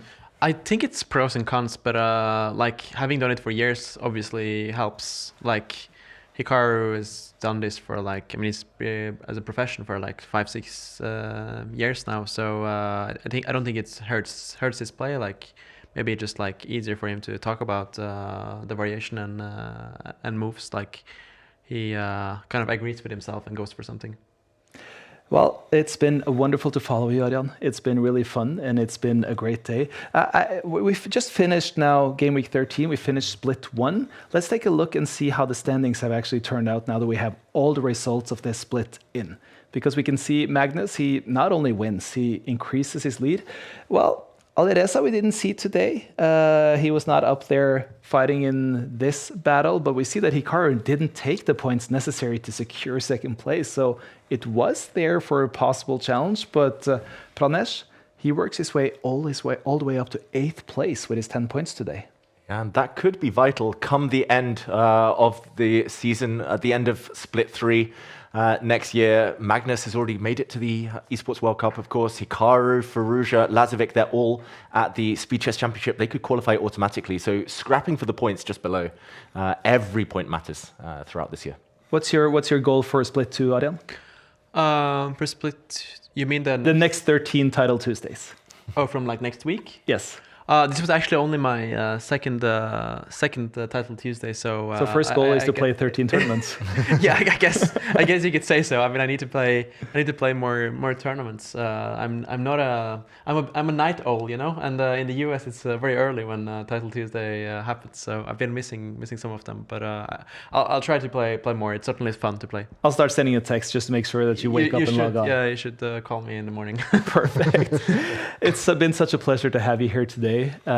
It's been such a pleasure to be able to work with you, David. I'm looking forward to next week because I get to come back and start what is going to be Split 2 here of this Title Tuesday setup at Take. I'm really excited about it. It's going to be a new chance to top the standings, to really define your path to the EWC and to win the next split. Now we start with zeros again. So until then, thank you so much, and I'll see you again next Tuesday for what is the beginning of Split 2. Oh, wow, he blunders his rook in the corner. He simply forgot his rook was attacked. 1 second, can he hold on? No, a couple of checks, and there we go. Denis Lazovic takes the win. And it's part of the game. This is how... Arian loses his rook and he's getting mated. It's just not too slow. Magnus has blundered a queen trade. Magnus has allowed the queens off the board. Oh no, he pre-moved and he lost his pawn. The queen didn't promote. He's got to win the white bishop now. Oh, he didn't take it. He's got to get that white bishop before it's too late. He wins the bishop. Will he give checkmate? He celebrated, but will it be too early? Magnus, can he deliver mate? 2 seconds. 1 second. He gets the win, Magnus Carlsen. Det er kind of like insane make.